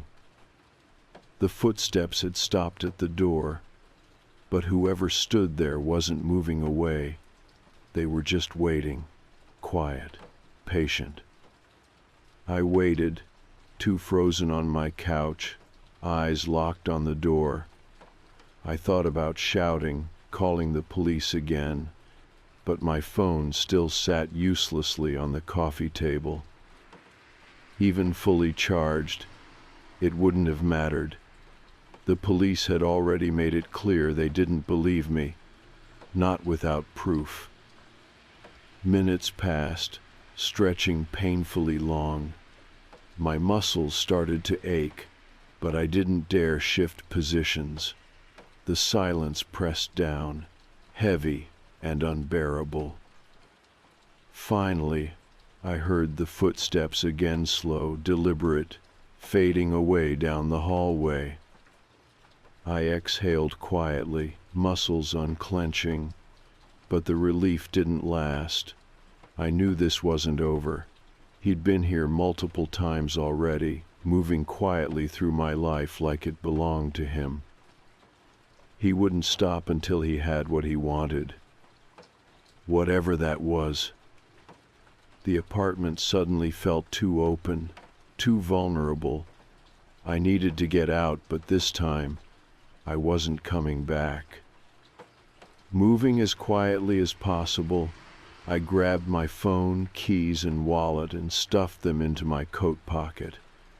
I didn't even bother with a bag I was leaving right now. But first I had to check. Had to be sure. I moved slowly to the door, pressed my ear against it, and listened. Silence. With trembling fingers, I unlocked the door, turned the handle, and opened it an inch at a time. The hallway was empty.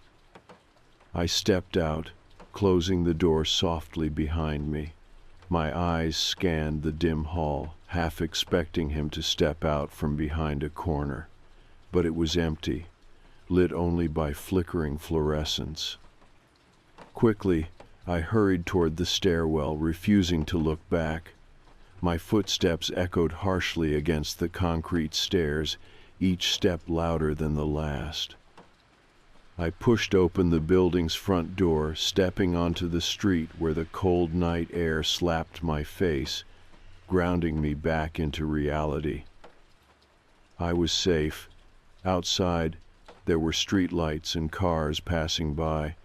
People existed here, normal people, living normal lives. It felt surreal, how close I'd come to forgetting this world still existed beyond my apartment and its creeping, suffocating dread.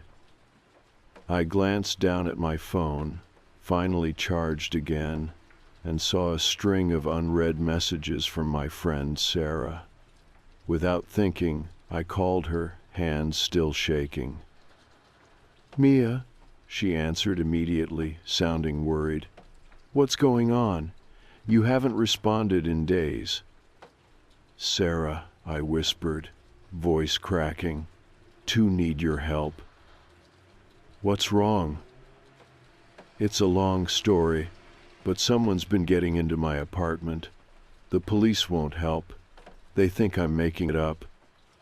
"Wait, slow down. Where are you now?" "Outside. I'm on the sidewalk," I said, scanning the quiet street around me, shadows pooling beneath street lamps. "Can you come get me?" "Yeah, of course," she replied quickly. "Stay put. I'll be there in 10. She hung up, and I sank down against the cold brick wall of the building, pulling my coat tighter around me. I didn't take my eyes off the street, expecting at any moment to see the shadowy figure appear again, standing beneath a streetlight, waiting for me.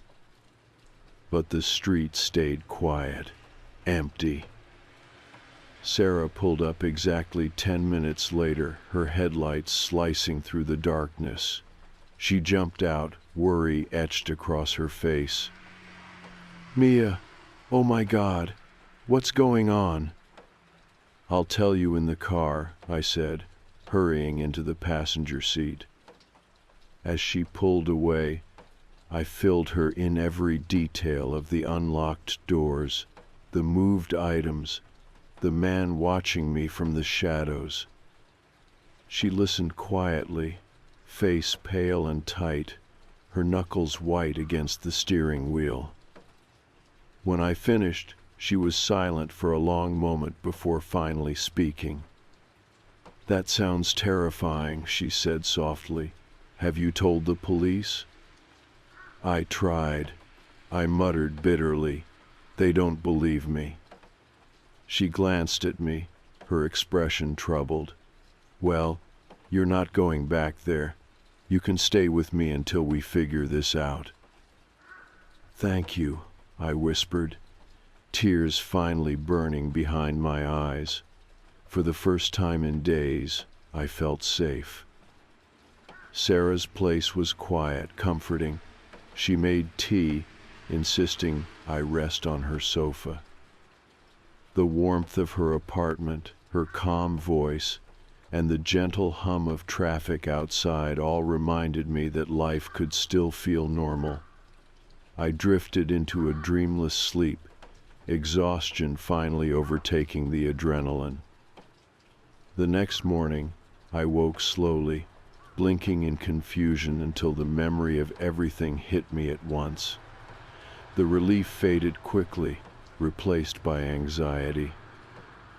I grabbed my phone, expecting another empty inbox, but this time I had a voicemail, unknown number. I pressed play, heart pounding. A familiar voice filled my ear, soft and even. "You didn't need to run, Mia. I wasn't going to hurt you. I just liked being near you." My skin went ice cold. "Ray." "You left in such a hurry," he continued quietly. "I guess I'll just wait here until you're ready to come home." I dropped the phone like it had burned me, breath coming in shallow gasps. Sarah was beside me instantly, her eyes wide with fear. "What is it?" I played the voicemail again for her, hand trembling. Her expression darkened instantly. "That's him?" "Yeah," I said, voice shaking. "That's him." Sarah took my phone, jaw set. "We're going back to the police. They have to do something now." But I already knew they wouldn't. Not yet. Not without something more concrete. Ray hadn't technically threatened me, hadn't left evidence or broken anything. All he did was terrify me, invade my space, leave me feeling unsafe in my own home. But maybe this was enough proof that I wasn't imagining things. Proof that someone really had been watching me, quietly invading my life. Maybe now, finally, someone would listen. Or maybe Ray would just vanish again, another shadow blending into the darkness, waiting patiently for his next chance. Either way, I wasn't going back. I was done waiting, done pretending this wasn't real. I'd move, find a new place, somewhere safer. I'd learn to trust again, slowly. But I'd always remember. I'd always remember the feeling of coming home to an unlocked door. The quiet, deliberate steps behind me. The man who stood silently in the dark watching. And that soft, patient voice on the phone whispering that he just wanted to be near me.